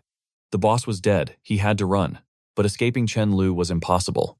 In a flash, the human blocked his path. Going somewhere so soon, where's that bold courage now? The zombie begged for mercy. Chen Lu smirked. I won't kill you. Yet. He tossed a piece of high-grade beast meat to the creature. Bring me more elite zombies, that is your purpose. Chen Lu was farming experience points. Returning to base, his subordinates swarmed him with urgent updates. Dahai had finalized the intel report. New evolved humans were surfacing, and one name caught Chen Lu's eye. Genuine Zhang, an Earth attribute user. Chen Lu remembered him from the past life, a future titan of defense. Recruit him immediately, he ordered Dahai. Then a new notification flashed. A woman named Gu Ayan. She offered a level 7 crystal for protection. That meant she was being hunted by something dangerous. Perfect. His base would become a sanctuary for the desperate and wealthy. If you can pay, you can live. Meanwhile, deep in the mountains, a rival faction plotted. They heard Gu Ayan fled to Chen Lu with the treasure. We take it back, the leader raged. His partner warned him against provoking Chen Lu, but greed blinded him. He summoned a zombie from a cell demanding action. But the undead minion just yawned, uninterested in war. Suddenly the alarm blared. An intruder had breached their defenses and was slaughtering everyone in sight. Before the leader could react, a blade of pure void sliced the air. Mo Ning stepped through the carnage. I'm just here to take out the trash, Mo Ning declared. The leader screamed for his zombie to attack. But Mo Ning moved like a phantom. He vanished, reappearing behind the leader with a fatal slash. His companion, the dark summoner girl, clapped her hands. You're so strong, Mo Ning, absolutely incredible. She showed him Chen Lu's broadcast. He claims he can handle any problem for a price. Mo Ning laughed. Arrogant Mo Ning sneered. Let's pay him a visit. Back at the base, Chen Lu's mysterious egg finally cracked. A baby turtle emerged, and immediately spat water in his face. A level 2 ability right out of the shell. This creature was a goldmine. He considered power leveling it with time acceleration, but the radio crackled. Boss, we have intruders with hostages. It was Mo Ning calling him out to the mountain peak. Chen Lu frowned. He didn't recall offending a void user in this timeline. Who was this guy? Hearing about the enemy's void powers, Chen Lu was intrigued. Does he wield the void sword too? On the mountain, the girl scoffed. He won't show. Mo Ning sipped his drink. If he doesn't, I'll be bored. But space distorted and Chen Lu materialized instantly. The hostages cried out for help. Quiet, he commanded. You actually came alone, Mo Ning said, impressed. You built an empire, yet you risk it all for this. Chen Lu ignored the praise. Did someone hire you? Or do you just have a death wish? I just hate arrogant people, Mo Ning shrugged. Chen Lu realized this guy was a mirror of his past self, a battle junkie looking for thrills. Mo Ning drew his weapon. A void blade. Not bad, Chen Lu noted, but playing with void energy is dangerous. Chen Lu unsheathed his own blade. It was massive, dwarfing Mo Ning's. The girl gasped at the sheer size of his weapon. She summoned a dark knight to intervene. Get him. Chen Lu didn't even flinch. He aimed to incapacitate. With one swing, the summoned knight shattered into dust. He moved like lightning, cutting down the minions before Mo Ning could even process the speed. Desperate, the girl cast a binding spell. Run, Mo Ning. But Chen Lu shattered the chains with raw power. There is no escape. He stood before a terrified Mo Ning. Now let me teach you the true meaning of the void. A ruthless slap echoed through the hall. Chen Lu decided to break all 4 of Mo Ning's limbs as a brutal example. He threw her into the dungeon like trash, warning that death awaited any escape attempt. His plan, let her reach level 6, simply to harvest her crystal later. Chen Lu then turned to Dahai, who spoke of a rare find, a girl named Jia Zai, who possessed the terrifying mental ability to send creatures into chaotic confusion. She was a treasure he had to possess. Chen Lu smirked, realizing a psychic of her caliber could establish a mental network, an invaluable tactical asset. Suddenly, Dahai announced a new arrival. Chen Lu stepped out to meet Jin Yuanzhang, ordering him to inspect the trunks. It was a goldmine of supplies. Seeing the horde, Jin Yuan pledged his loyalty. But with one non-negotiable term, his pregnant wife would only handle logistics. Chen Lu agreed, but his eyes were cold. In this world, everyone had to earn their keep. Jin Yuan would have to slaughter enough enemies for 2. Meanwhile, a colossus moved. A giant turtle wept over her stolen offspring. From the shadows emerged a humanoid figure with fin-like ears. Hai Yi, the daughter of the seas. The turtle sensed Hai Yi's new power and begged for vengeance. The siren agreed despite being weaker on land. Mounting the giant beast, they began their march of destruction toward the base. Suddenly, a mental voice pierced Chen Lu's mind. It was Xiaozi, relaying a frantic warning from Ming. Rice's prophecy was absolute. If Chen Lu did not return, Ming and Millie would face certain death. Chen Lu frowned. With the Thunder King and an army at the base, what cataclysm could possibly wipe them out? He didn't hesitate. Telling Sugu the car was too slow, he prepared to tear through space itself to get back. Space warped and twisted, Chen Lu arrived in an instant, but the base was eerily calm. Why was it so peaceful? Rice explained that his presence had shifted the threads of fate. But then, a voice in his head warned of a titan approaching. He realized it was the mother of the eggs he stole. He stormed out, eyes blazing, convinced this was just a simple revenge run. He was a level 7 powerhouse now. He felt invincible. Confronting the beast, he commanded it to halt, but a voice mocked him. Who are you calling a monster? Chen Lu froze. He recognized her instantly, Hai Yi, one of the deadliest entities in existence. Seeing her hover in the air, his blood ran cold. She was at least level 9. His only hope lay in her weakness, darkness. Purple chains erupted from the void. Thanks to Rice's prophecy, he sensed the danger just in time. That laser would have vaporized him instantly. He teleported behind her, shouting for her to die, but she moved like water. She was too fast. Another attack nearly sent him tumbling into the turtle's gaping maw, forcing another desperate teleport. Hai Yi scoffed, launching a massive hand of energy. She wouldn't fall for cheap parlor tricks. Chen Lu hovered in the air, but he was trapped. He couldn't strike, and his mana was draining rapidly. He needed a plan and fast. Even his time manipulation failed. Commanding her to die did nothing against her overwhelming power. He had to run. Below, the survivors watched in horror, doubting their leader could survive. Ming urged them to scatter and flee, wondering what godlike entity Chen Lu had provoked. Suddenly, the Thunder King lunged, snatching a turtle daughter in his jaws. The mother wailed in agony. Chen Lu smirked, praising his dog's savage intelligence. But Hai Yi didn't care. She fired another slash indifferent to the hostage. Chen Lu teleported, grabbing another turtle daughter, warning that her next strike would paint the ground with the child's blood. The turtle mother screamed, pleading with Hai Yi to stop. The Thunder King growled, confused by the chaos. He used a clone technique, but Hai Yi crushed the illusions like insects. Panic set in. As she reached for the real dog, Chen Lu made a choice born of fear. Return to the void. He unleashed spatial exile. The reality tore open, swallowing Hai Yi whole. The Thunder King stared, stunned by the impossible feat. Blood trickled from Chen Lu's mouth. The backlash was severe, and his energy was nearly zero. But was she truly gone? He couldn't take chances. He needed her shell, her Achilles